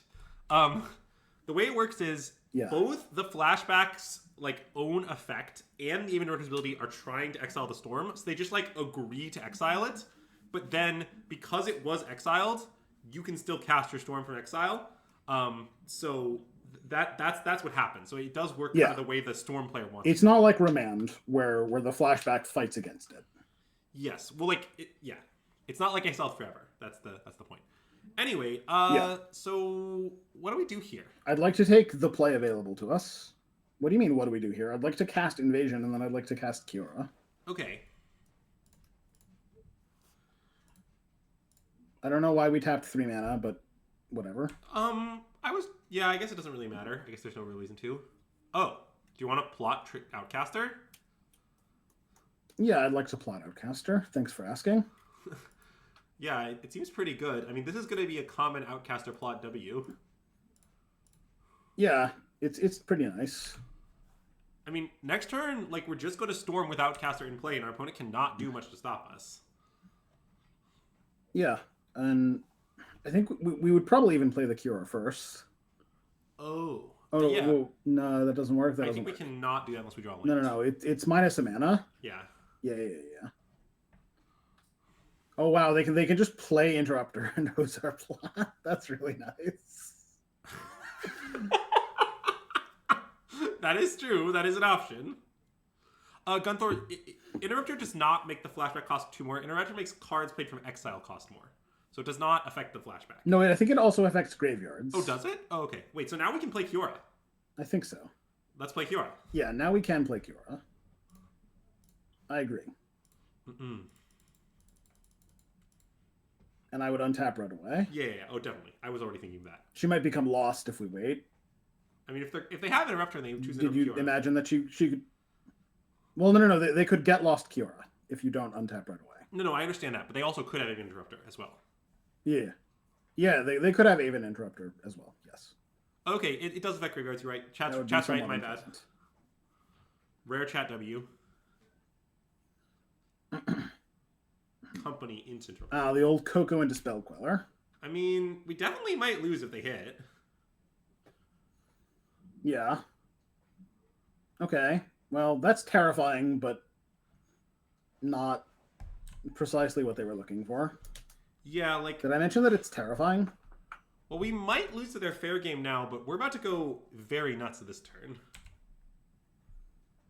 Yeah, we're about to go somewhat nuts. I think we're going to win. We're not going to have mana floating after we storm. I know. We're going to have no mana floating after we storm. I understand. I mean, they're not going to be able to kill us entirely. I don't think it's trivial for us to win. I think we're going to win. But... Zax, I get what you're saying, but just like, my argument is just like, okay, we're going to have a bunch of creatures in play after all this, right? And... Yeah, hopefully. Yeah, I guess if we have a bad storm, maybe we'll lose now. I think a good storm still wins. Yeah, the problem is that, like, yeah, if we have a good storm, I don't hate our spot. Like, even if we draw some cards, we can't cast them this turn. Well, I understand that.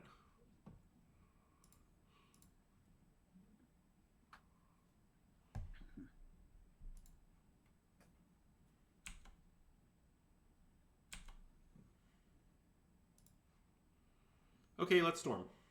I would storm. The troll does not seem like it's good enough. And like most of our storms are better than troll. Okay. Well, I mean, these are sort of awkward. Like, we kind of need to take 2 creatures. Yeah, man. We're very kind close of need to take Nykthos too, but like it's fine. We'll draw a Nykthos. We're drawing a lot of cards. Yeah, like I get that if we don't draw Nykthos, we're in trouble, but I just think like we kind of need these blockers. Yeah, like. Yeah, we need the Nykthos is a problem for next turn. Yeah, let's just take 2 creatures is a problem for this turn. I mean, this is so many cards too. Like, this is I know. 5 cards. Maybe we'll draw an elf. That would be convenient. Yeah, that would be convenient. Elf would certainly shore things up. It's a good thing we stacked the card draw above the mana, because now we know to make green mana to play an elf. Yeah, that was my thought. Yeah. As opposed to like red mana to play Tybalt or something. Right, exactly, yeah. Mm-mm. Make sure to click on your land a few times. I clicked it a few times, yeah. Well, Banjo Caveman, what they don't tell you about... Attacking That's interesting. So if we attack I guess invasion... I guess it's creature neutral. Well, yeah, so we should definitely attack invasion. Yes. Because if they block, like both of those creatures are very good. Those creatures are killing us with the combo. We should definitely attack it. And if they don't block, then we're blocker neutral and we've drawn 3 cards. Yes.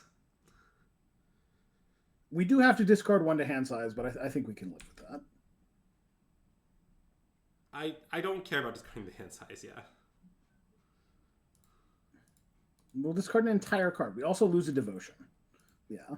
Anyway, Banjo Caveman, what I was going to say about decisions last is that the thing is, in paper, drawing a card can be a decision.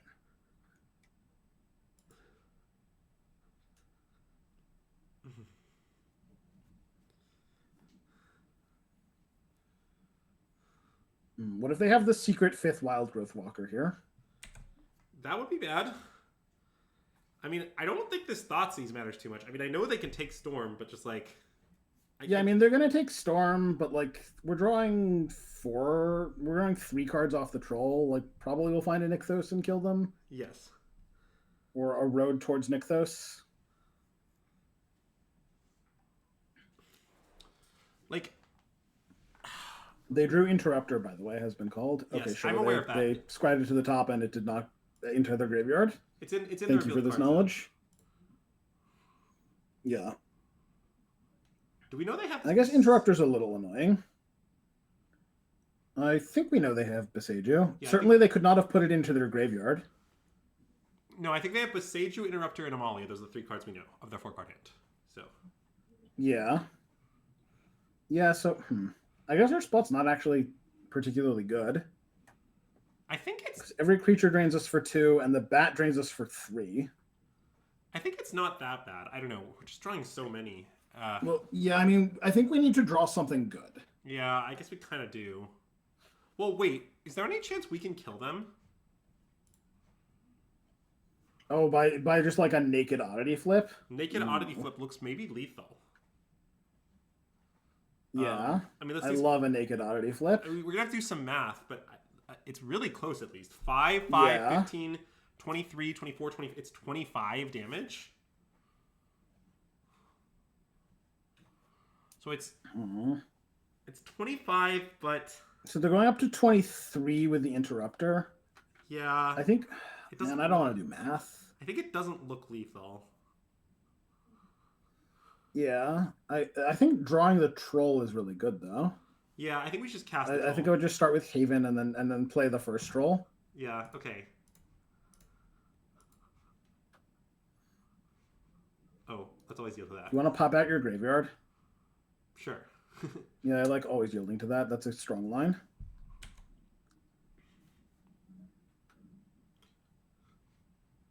Please, Haven Interrupter this, dear God. Actually, I think I should not put on my graveyard, Zax. Sorry. The problem is, for the viewers, like because of where our faces in chat is, like it's actually not. I see. Yeah. Yeah, in paper you've got to mention the indestructible trigger every time. That's not true. Please don't. Okay. Well, I think we need to hit on our Troll. Yeah. I like that we bamboozled them, though. That's not bad. I'm not sure we did in a meaningful sense, but... Well, it doesn't, like, increase our outs by a lot, but oh, no! It's something. Fuck. Oh, God. I didn't do that. Okay. That's bad. Yeah. Well, I don't think we can attack. Oh, God, I'm so sorry. I might have just lost the game by accident. Yeah, so... Well, we're just going to cast spells. I think we... Yeah, I mean, now we just need to put every Cav in our deck into play. Or I guess not every Cav, only 2 of them would be sufficient? Yeah, I apologize. I just was clicking OK one too many times because I was bored. Yeah. Yeah, it happens. Well, it's fine we didn't draw out of it. Well, no, we get to play the other troll too. Oh no, wait. Well, yeah, but we don't get to nick those though. We can play Cav then.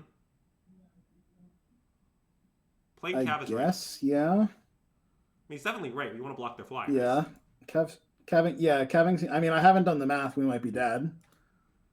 Well, okay, wait. Let's think it through. Well, I don't think. I mean, if we're dead, we're dead. I don't think there's really anything to be done. Well, okay. I mean, they have a cord Right? on Like top. they can cord for anything. Well, wait. We get to choose what they can cord.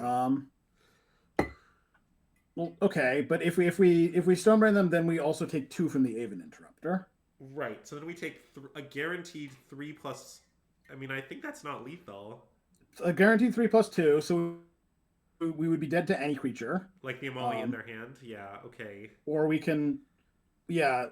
So it seems like it's basically the same, and we should just cav. Okay.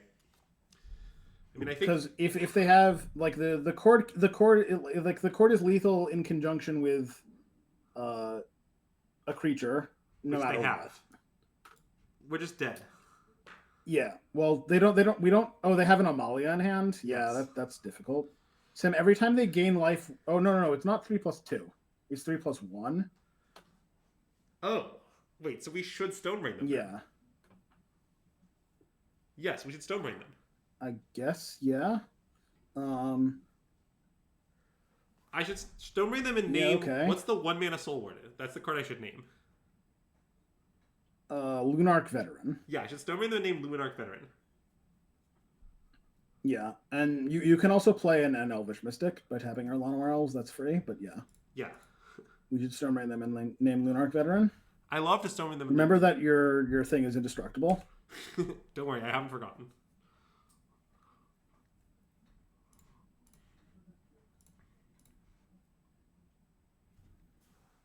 What I like about this is that if their hand contains another creature, I think we can concede. Nope, Lunarch, not Luminarch. Common mistake. Wait, it's. Wait, I don't understand. No, Lumnarch. Lunarch. Oh, I see. Veteran. What? Not Luminarch. Come on. You got to know the lore. Okay. Oh, we might be dead to get lost. Well, no. They have flyers. We have enough ground blockers. I was thinking we had as many blockers as they have attackers, but we actually have more blockers than they have attackers, in a sense. This particular game is extremely deranged, by the way. Yeah. It's a really good one to end the stream on, I think. Win or lose. Uh-oh. Oh, they can pump the flyer with maps. It's fine. They'll whiff. They didn't quite whiff. I mean... that appears to be Lid Edge. Oh, no. That was only one thing. Let's wait. Yeah, I don't know, but they have Amalia they can cast. Let's just see how it plays out. Yeah, they only needed to hit one thing. Sure. I'm down to see how it plays out. Cleveland? Cleveland. Okay, Cleveland.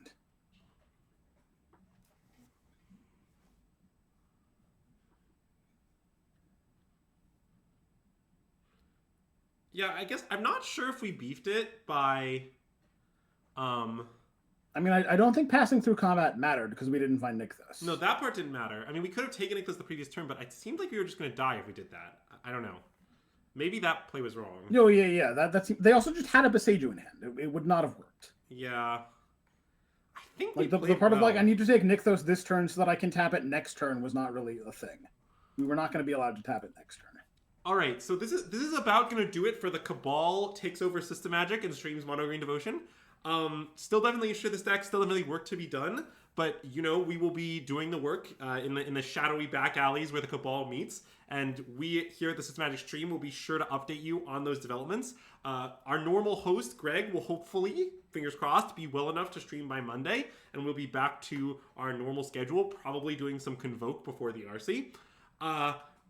If you are looking to watch some high-level Japanese Magic, I will be covering the Japanese RC this evening with my co-host Adam of MTG Elo Project. You can find that stream at the address that I have just placed in the chat. That is where it will be. We should go live around 9 p.m. CST, but it's not totally in our control, so that's an estimate. And we'll be streaming kind of throughout the night tonight and also tomorrow night. It is standard, yes. All the RC is the same format for always. If you want to get in kind of the last major event before the USRC, be sure to check that out. If you'd like to find our co-host Azax, he is on Twitter at Twitter. What's your Twitter? Argzax, Argzax. Yeah, he's on Twitter at It's a math pun, but also it was the only thing close to my name that was available. Yeah, he'll be on Twitter at Argzax. Also, there will be a video featuring him and fellow Cabal member Brother Bobby analyzing his challenge win in detail. That should be going on Bobby's channel in the next few days. So check that out if you want more green content. And yeah, I think that's about it. Any kind of parting thoughts, Azax? Sure. So thanks for having me on. This was great. Especially thanks for having me on and having Greg not on. That was even better. I like what we're doing with the deck. I think the Outcaster Trailblazer thing is really, the appeal of still playing this deck even after the Karn ban. It's very powerful. You do a lot of messed up stuff, and I'm looking forward to playing more with it as we, tinker with the sideboard and maybe with the few last main deck slots. But yeah, I think this is great. I had a lot of fun. Cool.